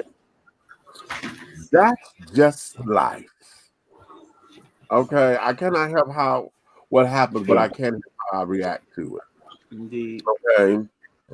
Now I'm gonna start this off by going into what were some of those things that was such a stickler in your house when you were growing up to where now that you got on your own, you've relaxed some of those things. Either you don't do it or it's on the every other third blue moon. making up my damn bed. Clean the whole house every Saturday morning. Okay. Okay. For me, I relaxed a lot. Because I know every Saturday morning, when that was house cleaning day, you know, so we play the music and get together. I don't do that. I tried to get back into it, but because of my work schedule, I couldn't. So that's one. Because I'm single, you know, it used to be, you know, you couldn't go to bed without having the dishes done. Honey, most of the time, if it's not a styrofoam container or something, it's going in the trash. And so there's usually not dishes here unless I have folks living with me. And folks are living with me, I shouldn't have to tell you to wash the motherfucking dish, bitch, because hell, you in here eating like everything else. Mm-hmm. And then baseboards, child, washing baseboards and you know, cleaning up, washing the windows. I live in an apartment complex, child. I'm not going to do their damn windows like that. We had to take my father. We sit down there and we had to keep the newspaper. He would take newspaper and motherfucking ammonia to the windows. Okay, and the newspaper stopped it from streaking, so we had to clean it with the newspaper. And if we didn't have Windex, we had to get pure ammonia and water, honey. And clean. Well, we did vinegar and water. Okay. Yeah. So yeah, so that was some of the things here, you know, and then here. Now I only do this when I have to, but see, back in the day, when my grandmother had a vacuum, my grandmothers, both of them had vacuum cleaners. We had one, but then it broke and we never replaced it. But bitch, it is a motherfucker to have to sit down there and sweep a carpet floor. Man. No. You just said something. No. Okay. You rake the grass with a broom. Oh, rake the grass. Okay. Did you have to sweep the grass? My grandma said clean the grass with a broom and don't leave a leaf. And every leaf you leave, I'm gonna pop your ass and all 29 of my grandchildren. And I was number 14. Lord have mercy. No, and I was number 10. And the restaurant down behind me got hit. If I missed one leaf, or every leaf I left, if it was 25 leaves out there, I already got 25 leaves. And I was the only grandchild to do it. The front yard was the smallest for me. She made the other one go to the backyard. And bitch, you could have been 14, 16, or 18, Mr. Lee. You get double the Lee. Lord have mercy. She used to throw fish, those glass, not the glass bowls, but the plastic fish bowls. Yeah. The fish in it. She would throw a hammer. Don't do this. And roll your eyes and snake your teeth and go mom to put in your book. Because I said something one day, I make sure. I said, you make me sick, you fat helper. And all I thought was a broom upside my head. She said, I never had to put you. I never had to put my hands on you. She said, one thing you would not assault your grandmother or your female cousins by calling them a fat helper. She said, a helper is a cow. And a fat person is somebody obese over 500 or 600 pounds. Well, I said, that's your daughter. And I got popped again. I had to fight all my life.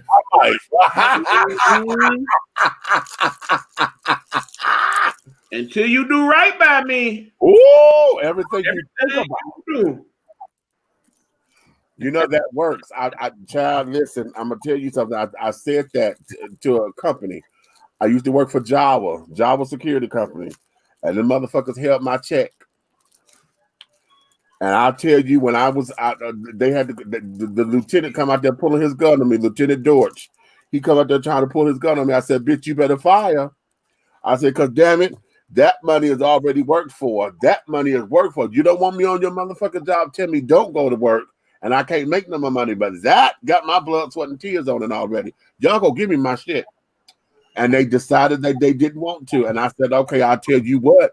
And I did that. Until y'all do right by me, everything about this motherfucking company will fall and crumble by the wayside. Bitch, when they gave me my check, the lieutenant, what was her name? I can't call her name. She ended up dying. The company started losing contracts and shit. They even had to get out the damn building that they was in. They had to find a new location. And then I ended up leaving. I said, oh, no, I tell you what. And then the guy who was my supervisor that was an asshole, he ended up losing his job and had to become a janitor somewhere, and not the real paid janitors either. Oh. Okay. Now, Mish, this is what I need you to do. I'm gonna need you to stop. I'm gonna need you to stop showing that that commercial for that movie, because honey, that movie took me to so many different places, and it made me want to go back to the topic jail letters. We got to do that again, because honey, that movie right there, I'm trying to tell you. All right, you know what? Come on, let's go there. Let's go there. Don't do it. Come on, me. Go there. Come on. Where is it? Okay, now since you got somebody on your side, I'm not listening to you tonight. Go ahead, me. Come on, I'm with it. Hey. Let's go there. If y'all have not, one of the reasons why I'm playing the two movie clips that I played, Black Cop and Trade. They're on Trade, baby. Did you say trade? Okay. TRAD. I'm the secretary of trade, so you know I had to watch the movie. Y'all want to play? Hold on. That there is on a new. Well, I don't know how old they are, but it's relatively new. Urban Flix TV. Okay. Urban Flix TV is a new streaming channel, and it's black owned. Okay. They have a number of movies up there that are absolutely fantastic. Okay. If y'all are on Facebook, you may have seen the trailer to Trade playing in order to get the channel up and running. But it's a short film. It's under 45 minutes. Okay, it's just a film short. But I'm telling y'all, that particular movie is going to take you into regions that is going to promote discussion.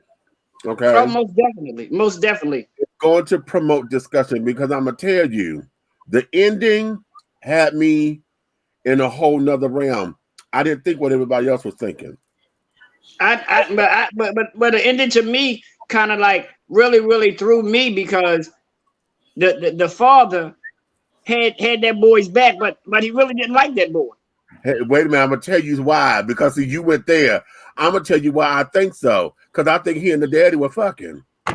I do. I ain't gonna lie. I'm not gonna lie, because you know what? If you look at it, he act like he didn't have any. He wasn't worried about his daughter and his grandchildren that was no longer there, but he paid attention to the son-in-law. Him and the son-in-law hugged. Fell in his arms. It's the way I fell in his arms. Okay, here's my problem. Here's the problem. Okay, Riz, here we go. Be nice. It started. Oh, I saw the movie. It starts from the beginning of how he was upset about the imprisonment thing, right? Uh-huh. And it sparks the question: was he upset that his doggone wife's husband and grandchildren's father was incarcerated, or was he jealous that he was behind the walls with all those men? How about that? Probably that. And then it goes to the ending of, like you said, I write scripts. Meech wrote scripts. You know what I'm saying? We all, you know what I'm saying? We all into that. That's our world. That's what our degrees in. And you can't tell me. I can put a 1,000 writers in a room, and at the end of that movie, that script would have said, "What have you done to my doggone daughter and my grandchildren? What have you?" That would have been the words when he came in that room. What have you done? If he had such a problem with that man, no, it was doggone to catch your bitch in her arms. But then you know what else made me think? I'm like, but did that guy make arrangement to place him in the cell with that person? And he knew that person. I have but one comment. Yeah. What's that, peanut butter? Oh, you know what?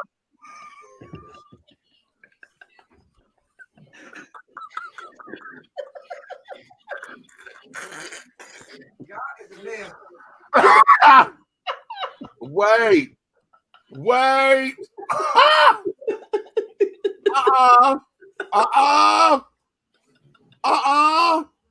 Eric, you always starting shit. You worse than Big Red.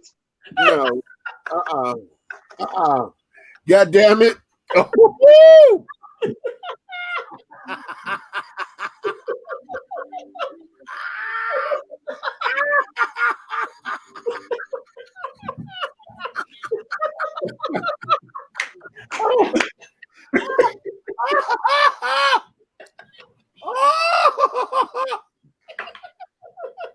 Oh, what's wrong, D? No, I wasn't ready.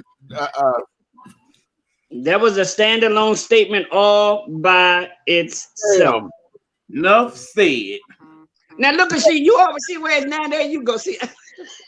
Yes. Okay, I'm gonna let y'all talk. Y'all just talk.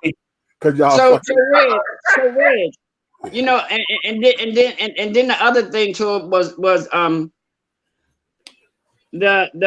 scenario that they were having each other multiple times, but the guy kept on saying, "I'm not fucking gay. I'm not a fucking faggot." But then, man, you done been with this man ever since you've been up in this cell. So what do you consider gay? What do you consider? I mean, but you can't say you gay for high, because bitch, who paying who? You ain't got no money. Hey, he asked him, was he gay for the stay? What? Gay for the stay, honey. I said, did he say gay for the stay? Hot damn. But wait a minute.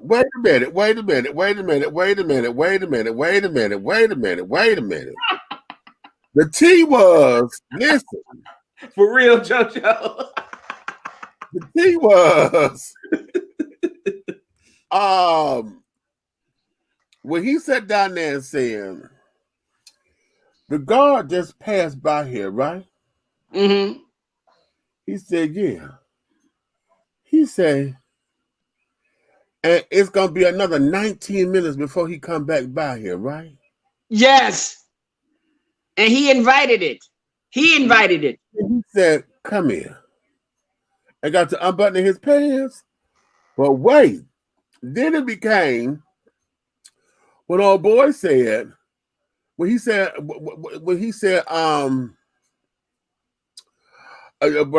about he was gay for the stay. And he said, "Nah, this, you know when I get up out here, they ain't gonna be like that out there on the streets of this, that, and the other." Right. And then he said, "Oh, so you just gave her the stay or whatever?" He said, "No." He said, "Oh, so you just trade?" And he said, "Trade." And then the dude said, "Well, come on, let's trade then." And then he sat there, dropped his pants. I said, "Bitch, did y'all just trade positions right then?" Hello. Boom. But then the other gagger was when he was on the inside, he was giving you trade. But then when he got outside and got into his feeling, he was giving you femme. All day. He could Trish. Okay. He was when he got on the outside, he wasn't acting as masculine as he was when he was on the inside. Right. Okay. Yes. He went from trade to Trish. Okay, but right, Trish. Okay. But the only downside to that, that got me was I was sitting there watching it and I say, you know what? I wonder how many heterosexual people think that all gay people act like that. You know what? Here's the thing. This here is more common in dealing with prison romances than what we know. Because it is. He was locked up for a year. He was locked up for a year. Okay. Y'all are in close quarters every day for a year. Okay. Now here's where it is. Let's go back to the beginning of this. Because in the first scene that they became involved with one another, as a straight man, you sit up there jacking, and old boy comes from the lower bunk and gives you an assist. Yeah. And you didn't stop it. That was your first time. And you didn't stop nothing. Stop it. You didn't put up no fight. You didn't stop it. He enjoyed it. Really? And I was saying, wait a minute, because I thought that was gonna be like one of their first fights or whatever. Right, no. Right. No, honey. He continued. And I said, "Oh, wait a minute. Wait. Let me see where this is going." And then it played out the way that it played out. So, honey, no, but those kinds of prison romances and if y'all are not you YouTubers out there, if y'all go look at this stuff on YouTube, you see it all the time. Go look at Booty Warrior. Okay. So didn't he just get out recently? Did he? They say, because my niece was telling me about it, because he said when he get out, he gonna do exactly what he did there. He gonna find somebody, he gonna take what the hell he want. He ain't gotta ask nobody for nothing. I said, ooh. Okay. Well, hold on, Buck. This particular movie that we're talking about here is on Urban Flix TV. Mm-hmm. There's another series that's on YouTube that's called Trade. That's a whole separate thing. Same concept, but it's not a prison drama. That there is street drama. Okay, but it's a whole thing. Yeah. Okay. I think that movie can most definitely have a continuation to it. Yeah, because I just looked up some of them. I'm gonna check it out later on. Okay. Go to urbanflixtv.com, Tracy. It's a streaming thing, and it's like $40 for the year, but they do offer like a 7-day free trial. Yep. Okay. And like I said, this movie is only it's under an hour. It's like 35 minutes long. It's just a short. Okay. Yes, so it is a short.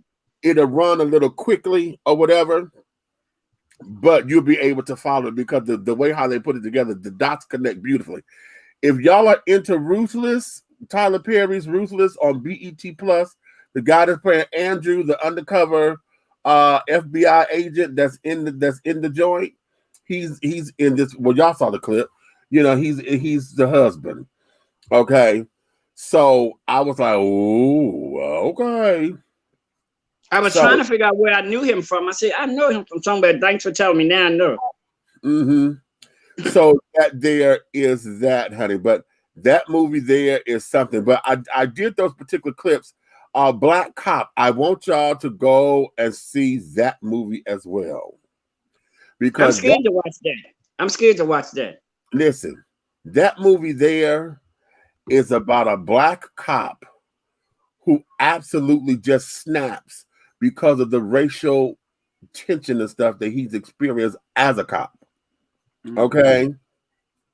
And what happens, he then starts to go and start attacking white folks. And give them the same treatment that we as blacks experience from white cops. It's a wonderful, wonderful theory.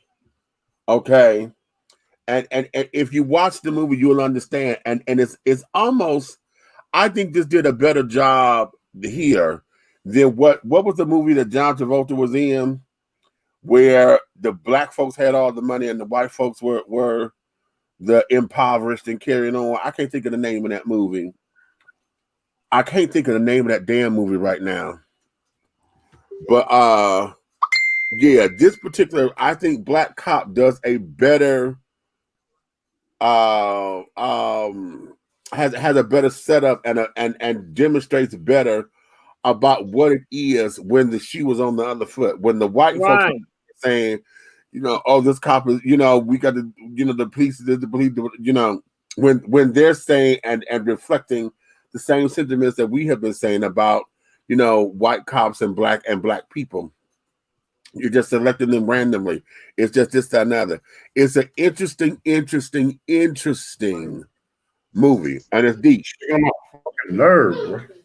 It's another one of those. Another one of those doo-wops. You all right over there? Yeah, I just get sick of motherfuckers calling me about they dumbass bitches, bro. Leave the bitch. I don't want to hear that shit. Bitch ain't shit. Fuck her. Damn. But maybe that's his problem. He has been doing that.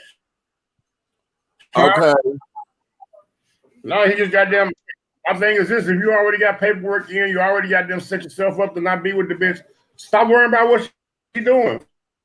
The bitch. Okay. That's me. Ignore her. Okay.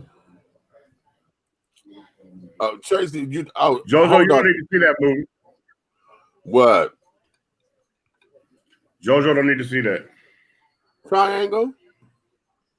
Oh, I gotta check. Oh, you talking about the movie? It's called Trade. Leah got the Travolta movie. She right. White Man's Burden. Okay. Yeah. That there. I saw where it was going. I just wish that it had done better than what it was. To me, it didn't have the feel that black folks were in power. It just saw us seeing, upper class blacks, versus poor white folks. The movie did not have the essence of an entire society where African Americans or black and brown people were the power. Yeah. Okay, it did not do that for me. Yeah, Hollywood ain't ready to make that movie for real. No, they need to. They really do need to. Agree. Okay. But if you watch Black Cop, this does a better. It has a better representation because it became the mindset. When you see how the cop flips. Oh, honey, yeah. He flipped. Okay, I'm gonna watch this movie. Okay. So, yes. So that there is that. So y'all know I'm trying to stay everything black, and doing what we can to build up our Black Wall Street endeavors and carrying on. So that there was that. Let's get into something. I want to do something kind of fun. I was going to go off into the whole thing of that death thing, but I think that's going to be too heavy. And it's Saturday, and I want to keep us light because that parenting thing took us there. Okay. Ooh, yes, it did. Okay, it took us there, honey. But let me start. Let's go into. We talked about shopping and one time before when we talk about old stores that we miss. And y'all know, Red and 900, when we get to talk about Oak Tree and shit, honey. You know, oh my God. Oh, that is so and let's do it like this. Since we're still in the midst of this pandemic or whatever, and we have a lot of businesses that are closed and carrying on. What do y'all think would be good as far as something that needs to be birthed?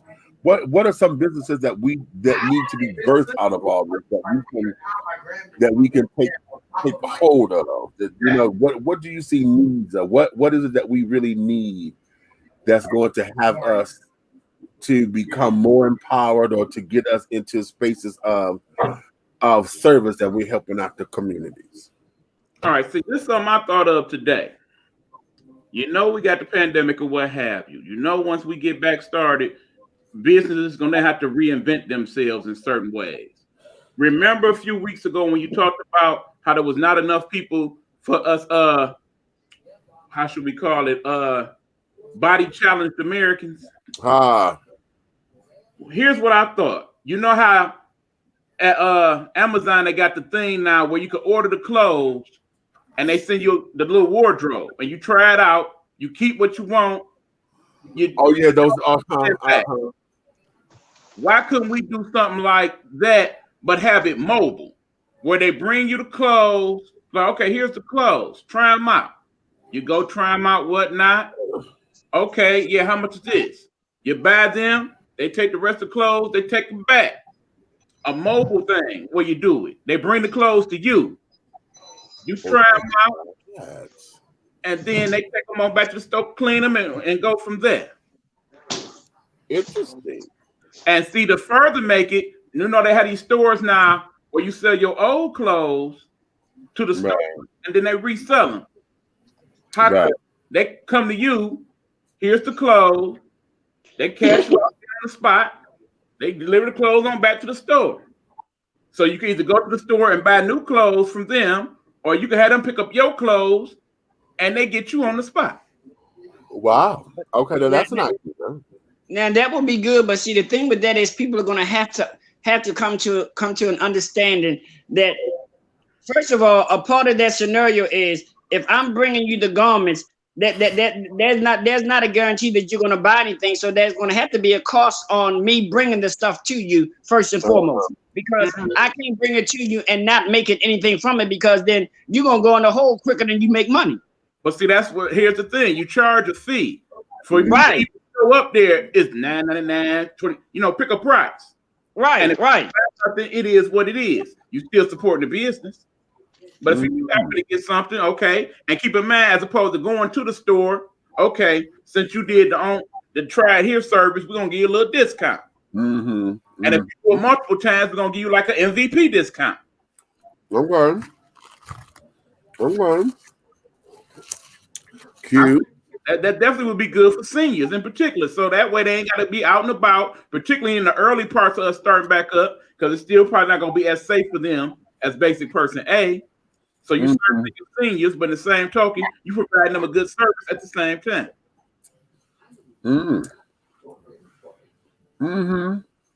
I provide a good service all the time. Watch it.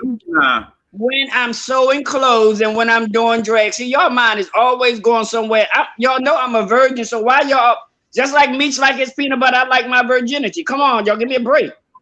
I think you down with that peanut butter too. And I don't want no peanut. Then you got velvet peanut butter, damn it. Right. Creamy. Nice and smooth like my skin. Ooh, yes. Velvet peanut butter say fresh, pure, and delicious. Absolutely. Right. Pure as the undriven snow, honey. Right.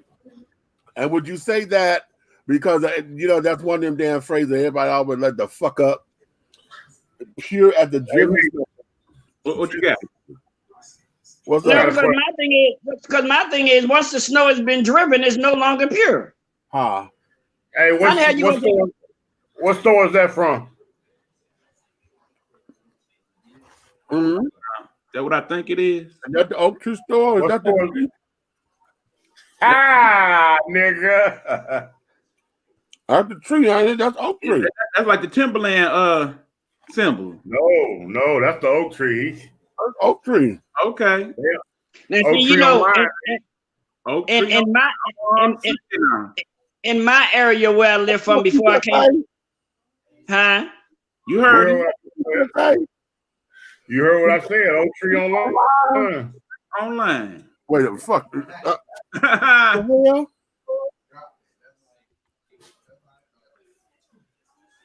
And they did us bad. They took all the men shit out of there. Oh, come on. Come on now. Don't do no shit. Right.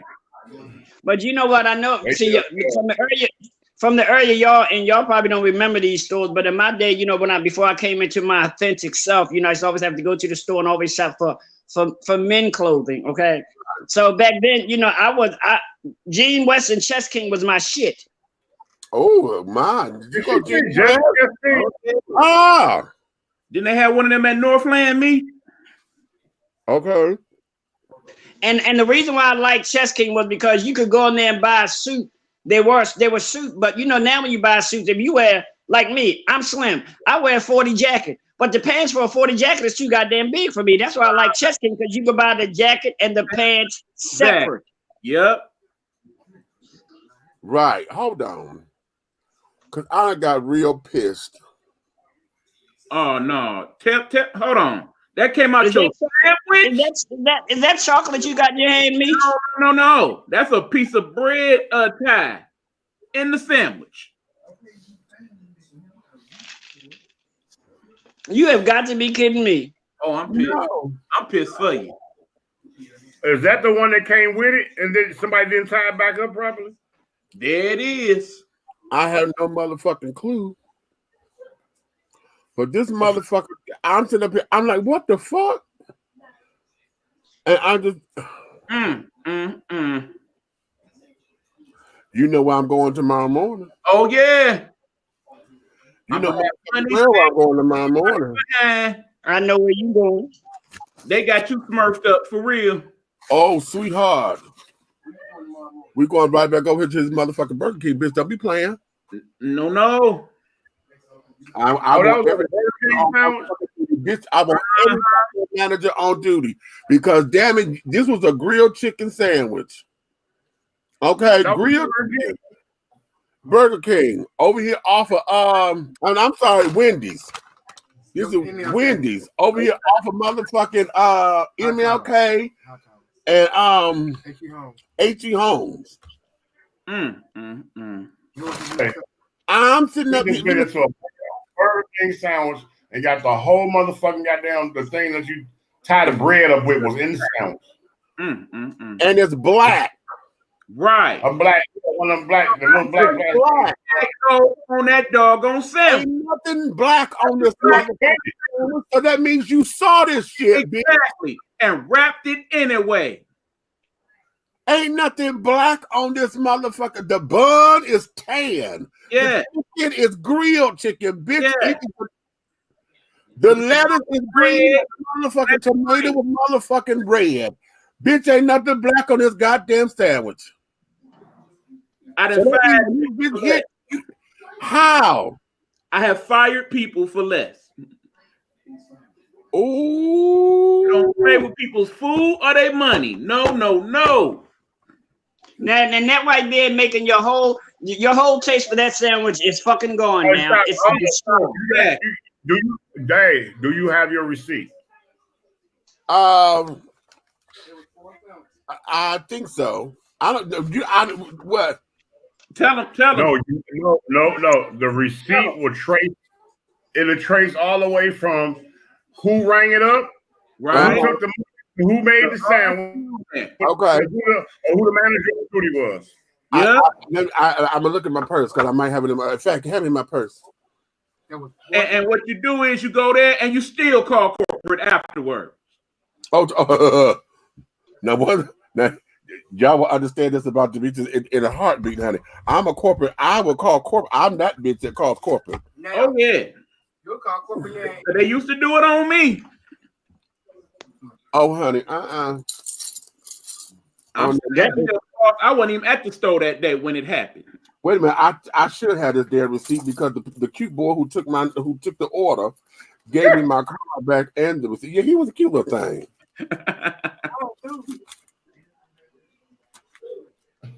I would have walked right up. I got it. Yes, that's it. So you want 2 extra fries with Oh, I like that. What's she making a dress? Yeah, I got this receipt. I sure. Okay, there it is. You know what? When the witness said, what was your cashier name? Keisha? Nathaniel. Nathaniel.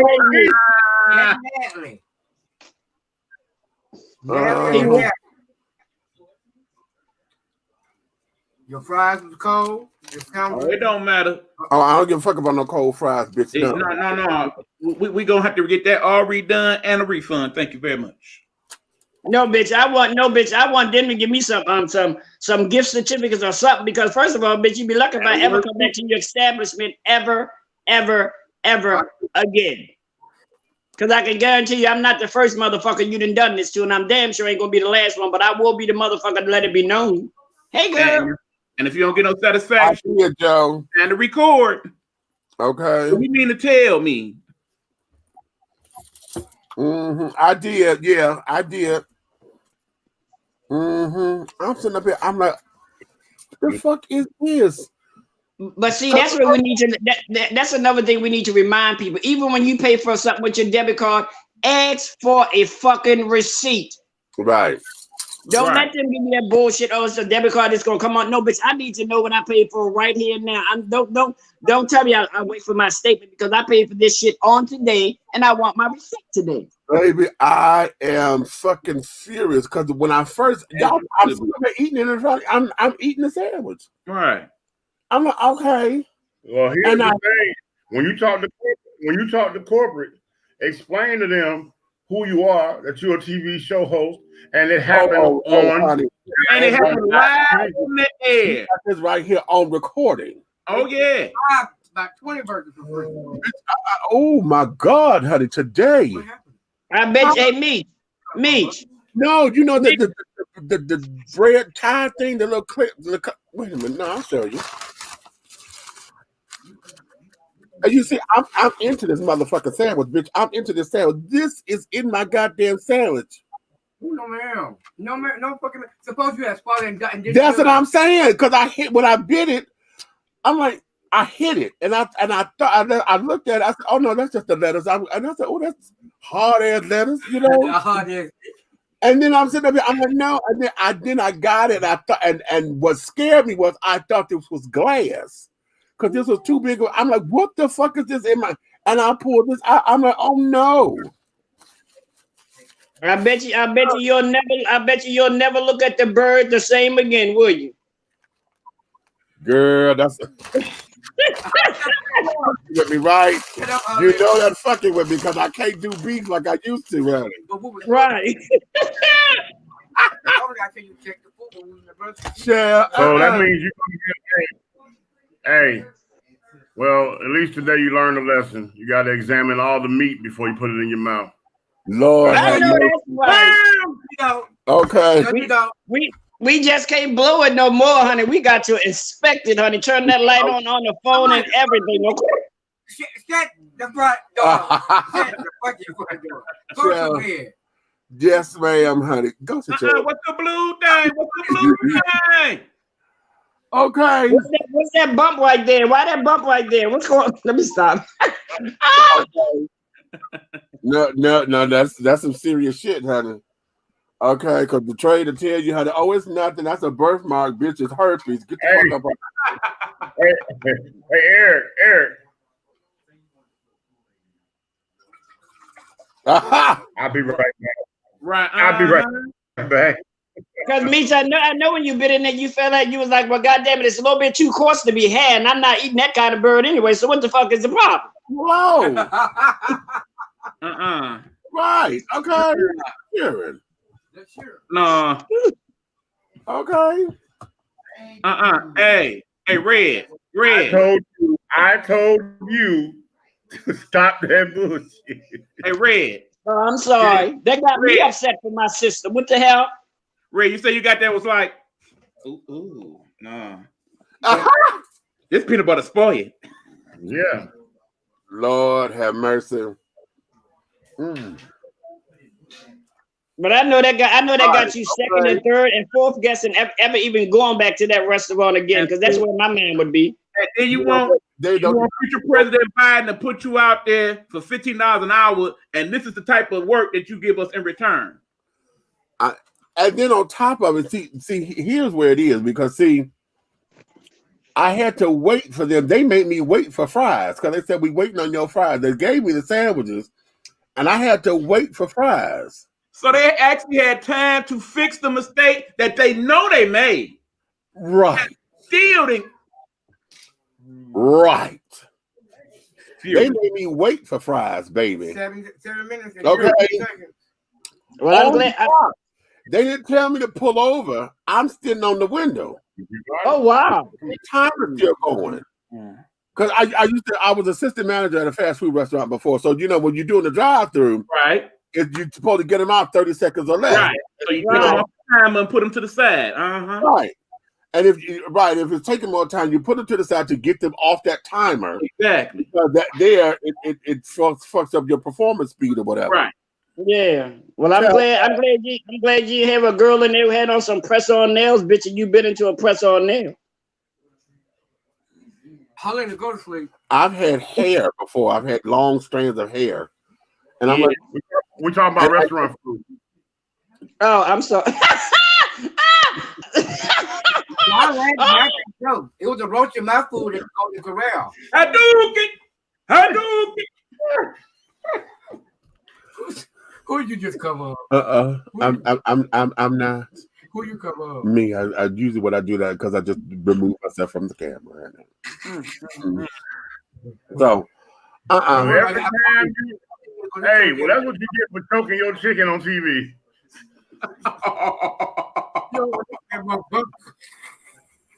It wasn't wrapped right.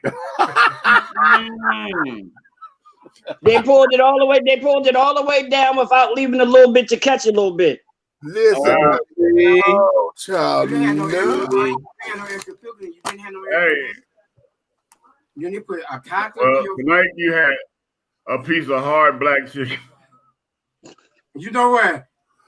Kick him out. Fire him for the night. You know what? Miss A piece of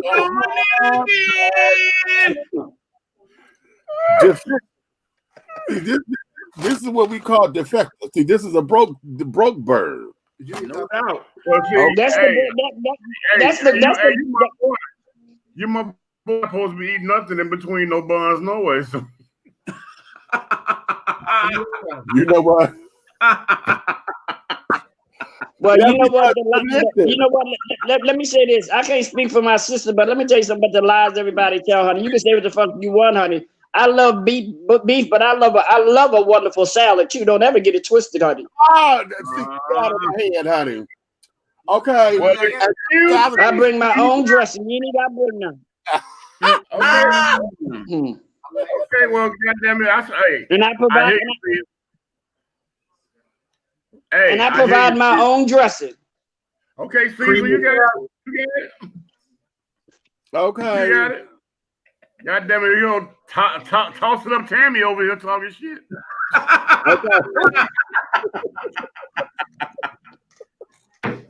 No, honey, but see, the whole thing of it is this, darling. Between the buns, see, I have the buns. See, I eat the bun. So everything is included. All right, everybody. Big Meech eats the bun. Okay. I do too, because what the hell am I going to have the bun there for if I'm not going to eat it? That's a waste of damn time. Hello? Oh, okay. Well, Helena says she eats the bun quickly. Okay.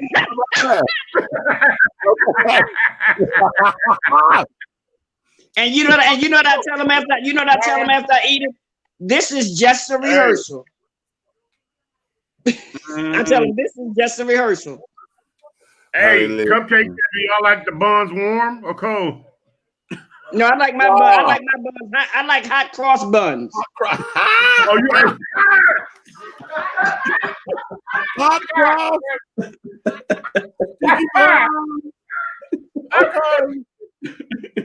Okay.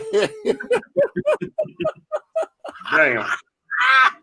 Wait. JoJo, comments, y'all got to. JoJo clown. Baby. Ain't nothing wrong with tossing delight salads with warm buns, honey. Right. Hey. Okay. JoJo sound like a real chef. How about that? Okay.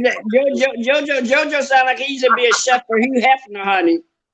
Okay, that's all right. Tell him, Miss Pat. Okay, well, she said he Phaedra Parks. He called me Nene earlier, so yeah, he Phaedra Parks. Okay. So who the fuck? This is a question. So who the fuck is Kenya?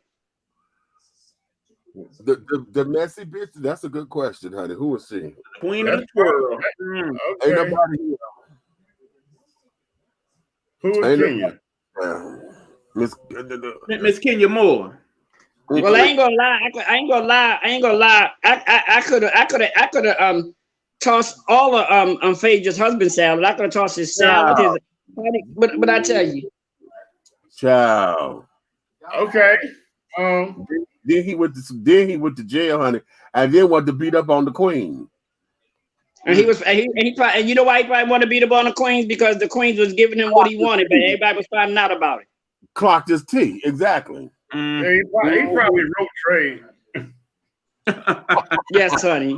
You know what? What is so funny about this conversation is that this child is sitting up here trying to add his little 2 cents as if he wanted the girls, honey, and that just sounds so fucking funny coming out of his mouth. Okay. As long as it's coming out of my mouth, as long as it's not going in, I'm straight up. All right. Right. He said, wait a minute. He said, long as trade is coming out of his mouth, but never going in. God damn it. You know what? I'm going to send my ass home. I was sick. No. Oh my God. I am not. Eric, I am what you gonna do with your friends, man? I am not. Hey. He said, long as it's coming out, but not in. Between the salad and the buns and the peanut butter, I think I'm gonna need a snack. See? That's what we call them. See, you know what? Let me tell you this. Last night you talked about the 4 things that we're born with that we can use to raise our children. I have 10 wonderful things that helps. You can fill in the blank. Well, okay then. It'll raise something. And guess what? And I'm 55, and you know what I'm grateful for? I don't need nobody's blue goddamn pill. How about that? I know that's right. You know what? Praise God. Okay. If the wind blow honey, if the wind blow real good, girl, I'm harder than Chinese arithmetic. Don't fucking play with me. Okay. Well, I'm gonna stay your friend and uneducated. I can't do math.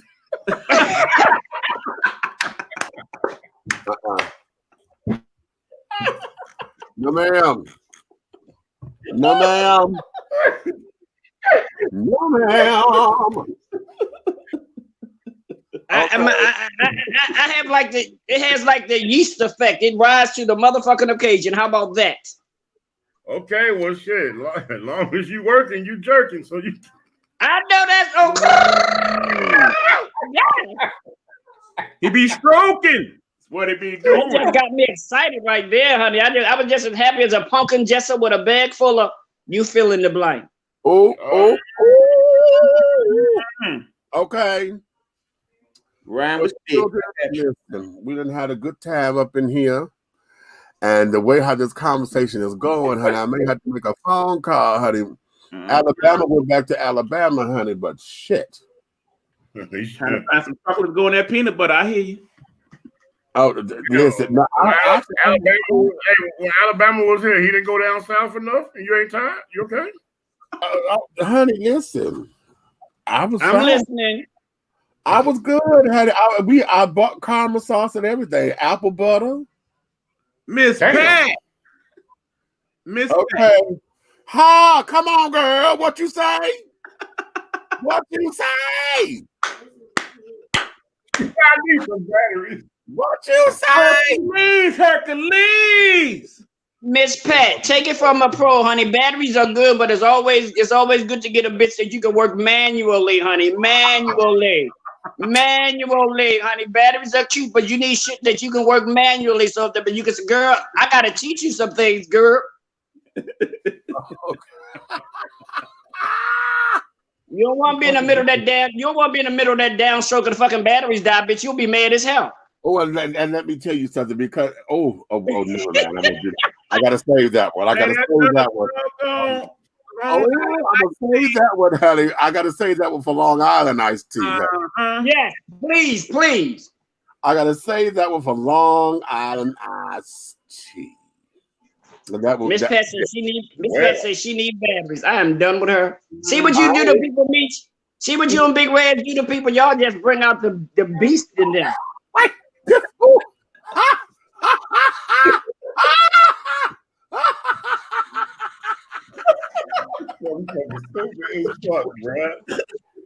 Hey, shake weight. Hey,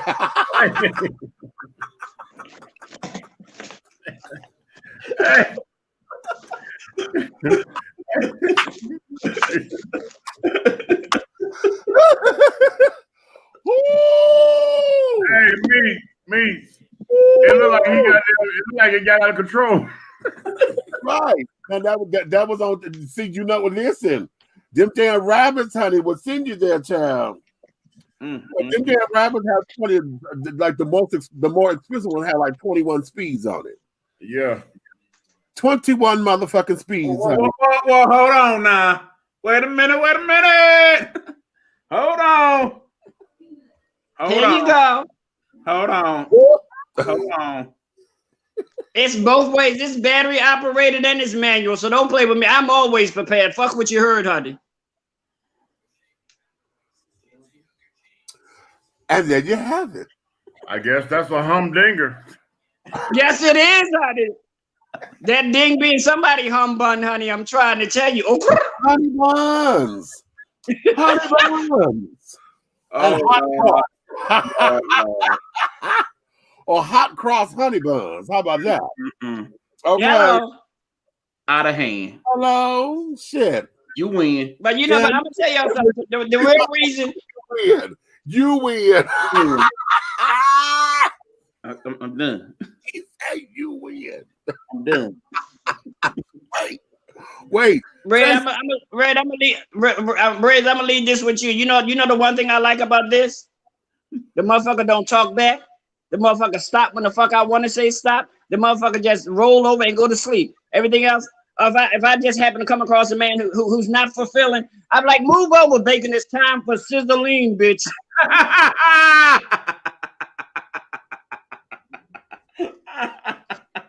Y'all remember that commercial? Yeah, that's right, Miss Pat. You better say it. This bitch said, move over, bacon. It's time for sizzling. And in all of that, I'm still a virgin. Ain't God good?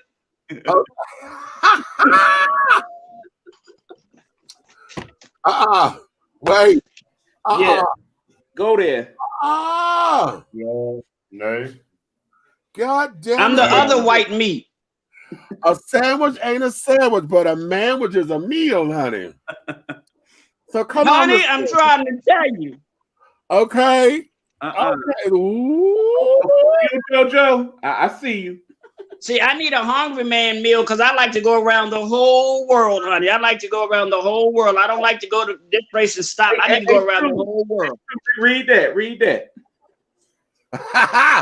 Okay, if you finish this, pass it on to me, baby. I know that's right. Okay. Praise the Lord.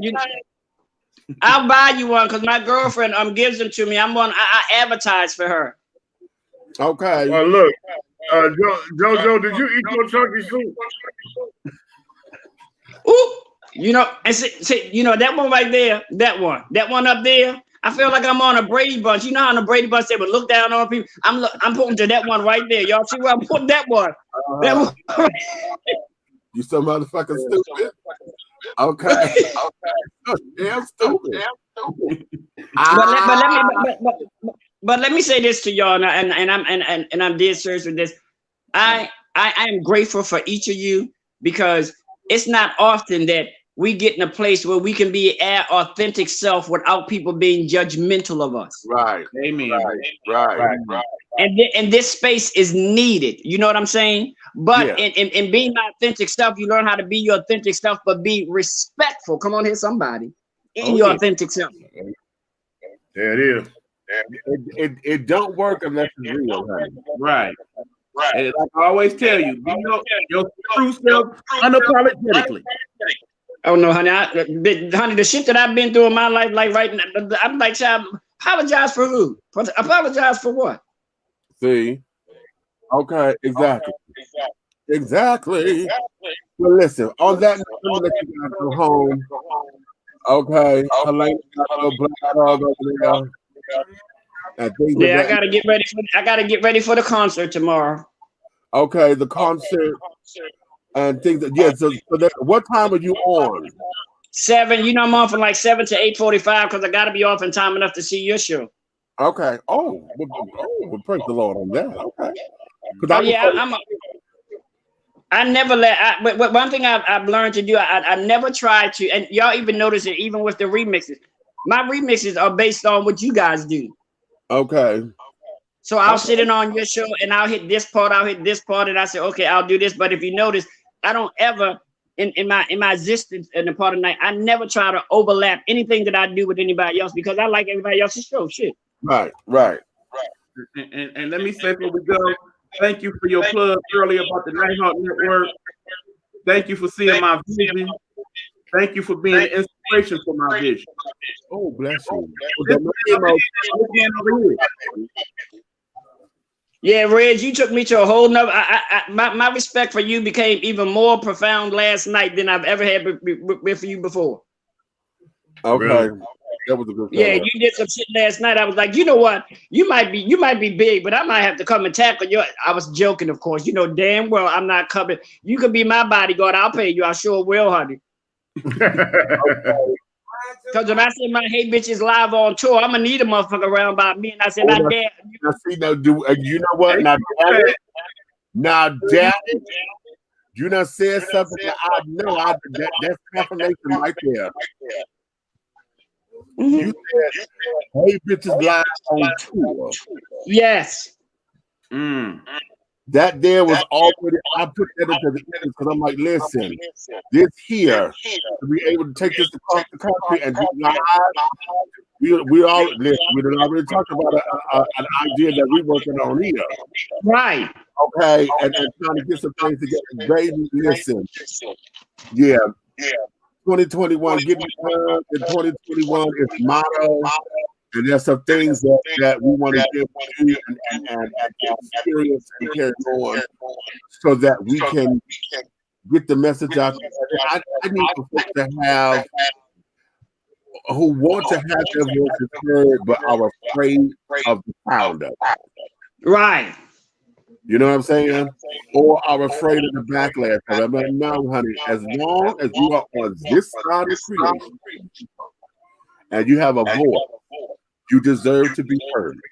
Yeah. Now, once you're heard, then we got to make sure you network yourself into folks that's either going to agree with you or will flip with you, whether they agree with you or not. Because I don't want you to create adversaries and y'all just bicker. Okay. You want to be able to have a healthy conversation, discussion so that we can agree to disagree, but we can learn from one another. That's what the voice is for. Be able to speak and to give life to those thoughtful things, and then make sure that we don't bump heads, but we allow it to grow. Everything positive, everything that's meaningful, that's going to be of service and of help to one another. So that's part of my mission everything, and that was his confirmation to come out going on tour. And yeah, well, I look at it like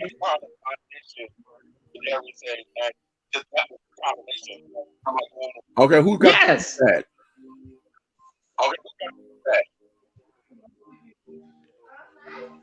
Somebody doubling.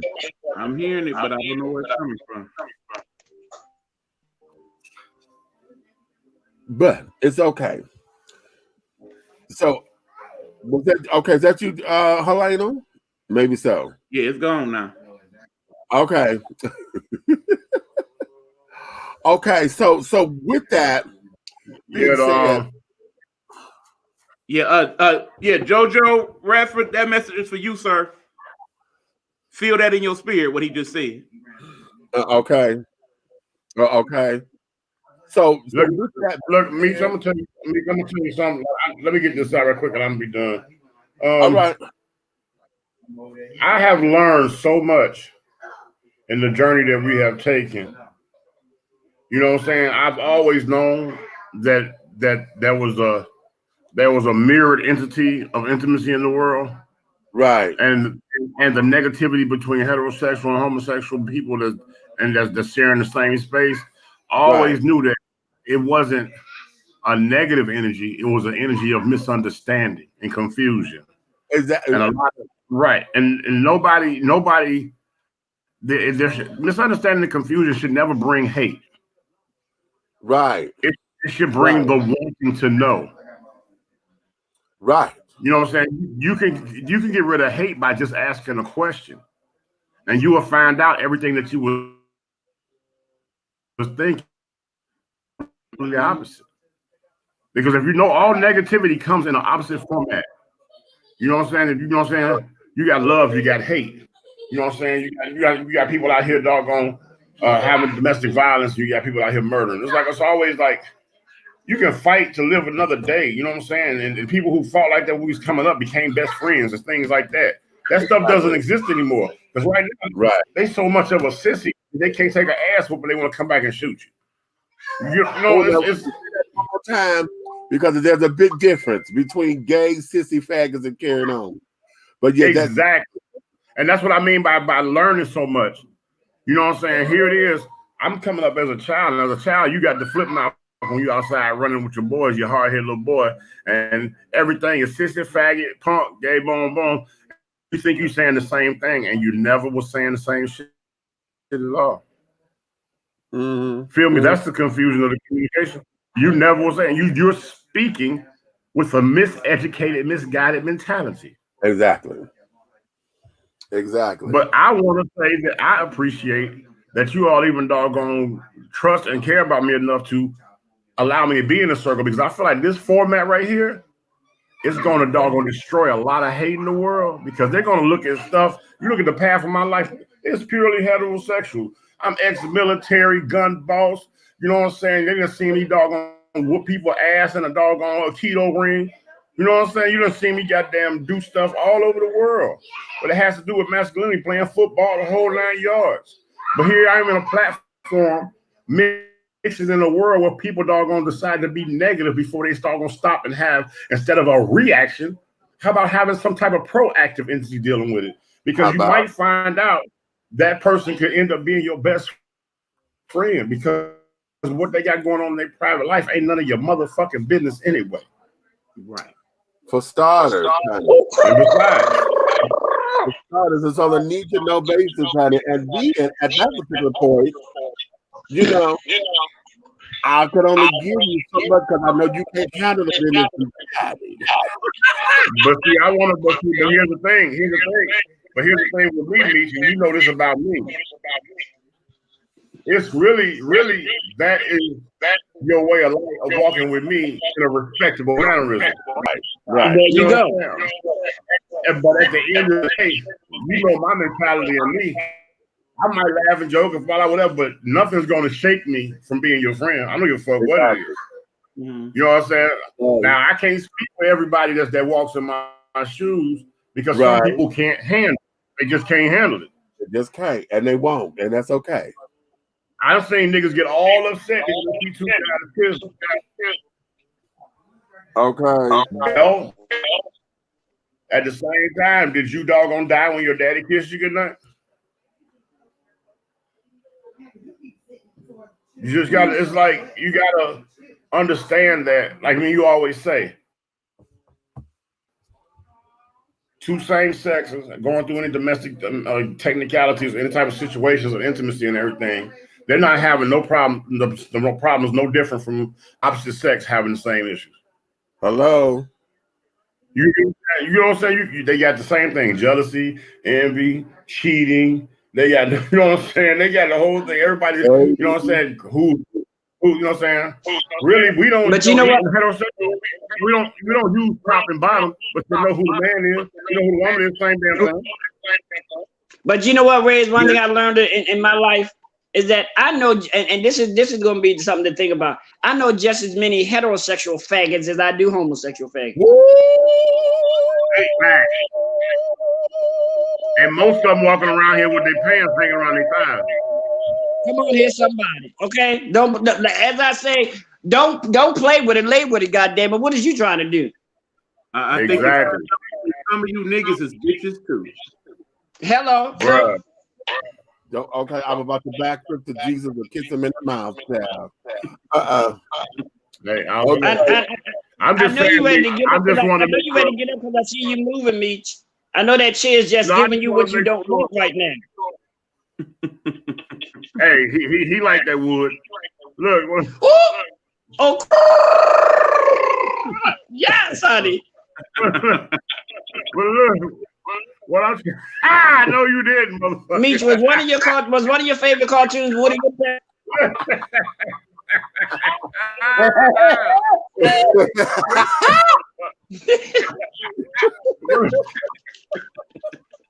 But the thing is, what I'm saying is, if we came and we built a platform, the channel fell out. Lord have mercy. If we take a platform, let's say for instance, we take this somewhere and we'll say, you know what I'm saying? We'll say Night Hall Network After Dark, no play, but do it on stage somewhere. Right. So we're all up on stage, and they sell tickets from like a Fox Theater, and we fill the Fox Theater up. Right. And everybody's coming to see us do a live show, and they are part of the live show as an audience. Right. Okay. Do you understand the mix of the crowd? Because you're going to have heterosexual people coming to see us. You're going to have dogs on alphabet children coming to see us. You get what I'm saying? Right. Some things you do on a small scale can change the world, bro.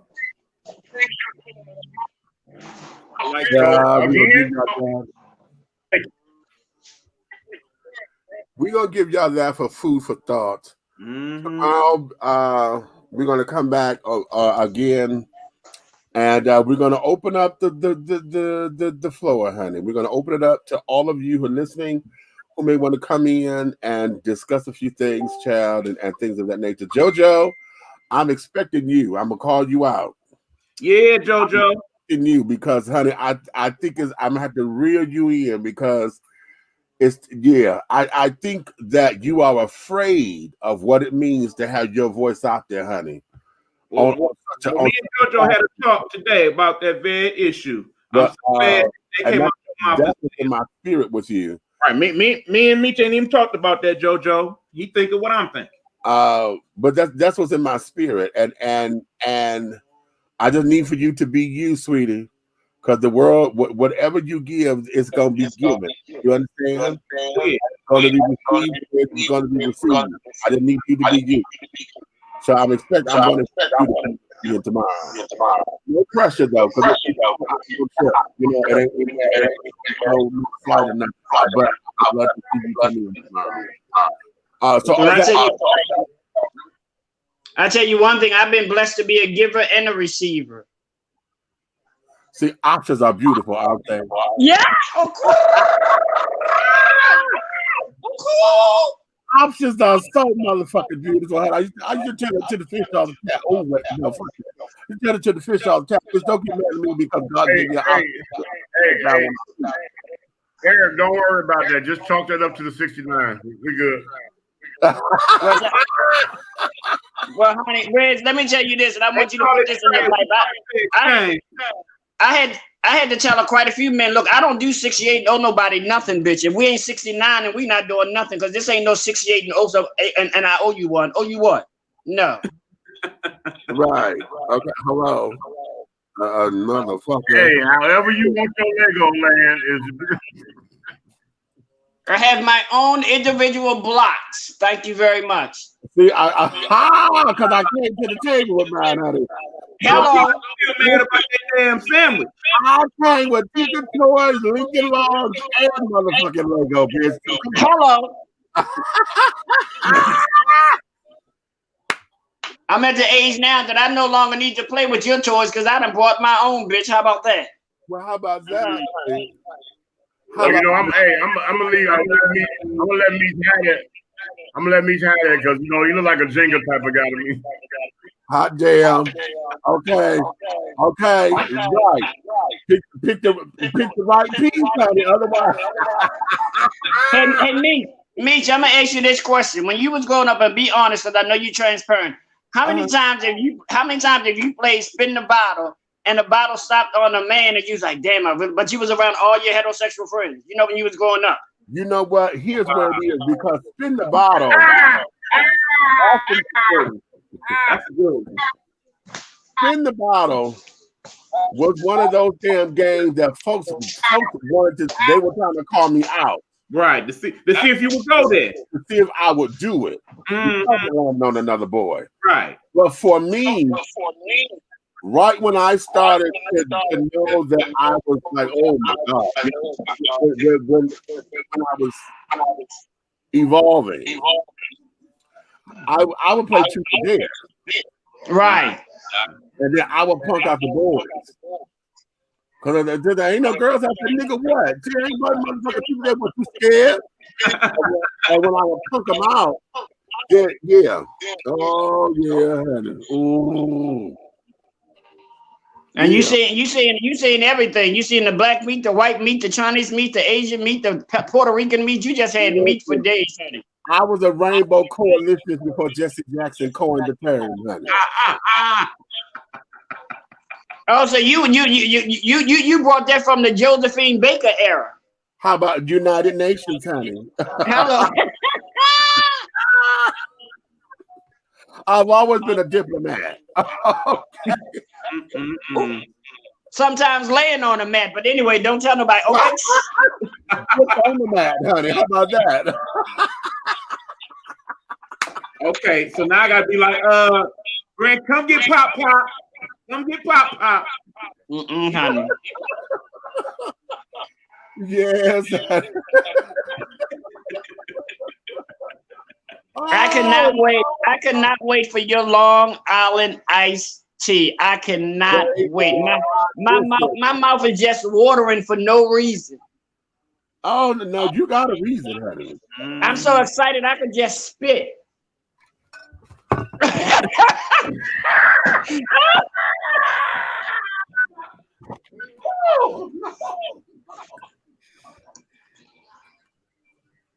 That was good. Whoa, shit. Oh, shit. Oh. You in timeout. You are in timeout. You are in timeout. Your ass down. You in timeout. Don't you say nothing else. You. Okay. Well, listen. Let me let the children go, honey. Oh, you know what? Damn it! I was supposed to go and see this good dance tonight. Shit. You said what? He said he was supposed to go see somebody dance tonight. I heard him. Come on down to Club Mozambique. Ooh. Third leg. It was him and Palace and watch Mozambique dance. The best in male adult dance. Oh my God, honey. Listen. Okay, that's IT talk. That's IT talk. Right. Okay, that's IT talk. Ooh. Let me let y'all go, honey. Right. Child, we thank you all for coming on out here today. We're hoping, and I'm sure that tonight we give you guys some wonderful information that you can ponder over, that you can study, that you can reflect upon, that you can share. If you love to take life, subscribe, share to all the platforms you carry on. Let's make this happen. Let's make it grow. We do need to get our numbers up because everything is about numbers these days and algorithms.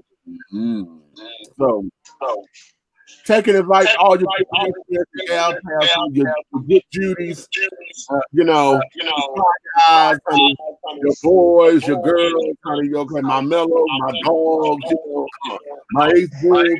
Invite them all and have them to come on out here and have some fun with us here.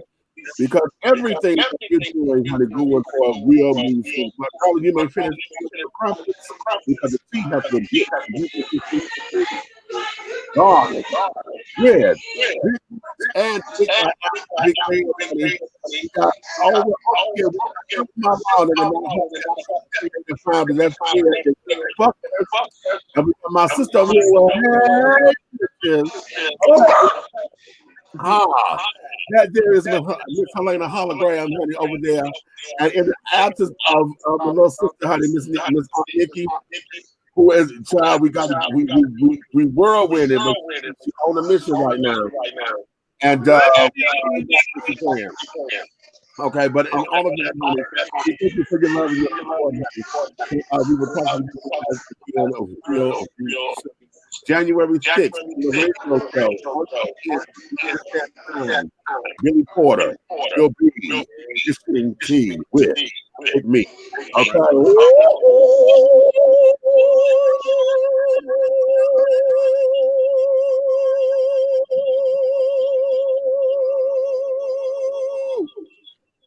I couldn't finish it.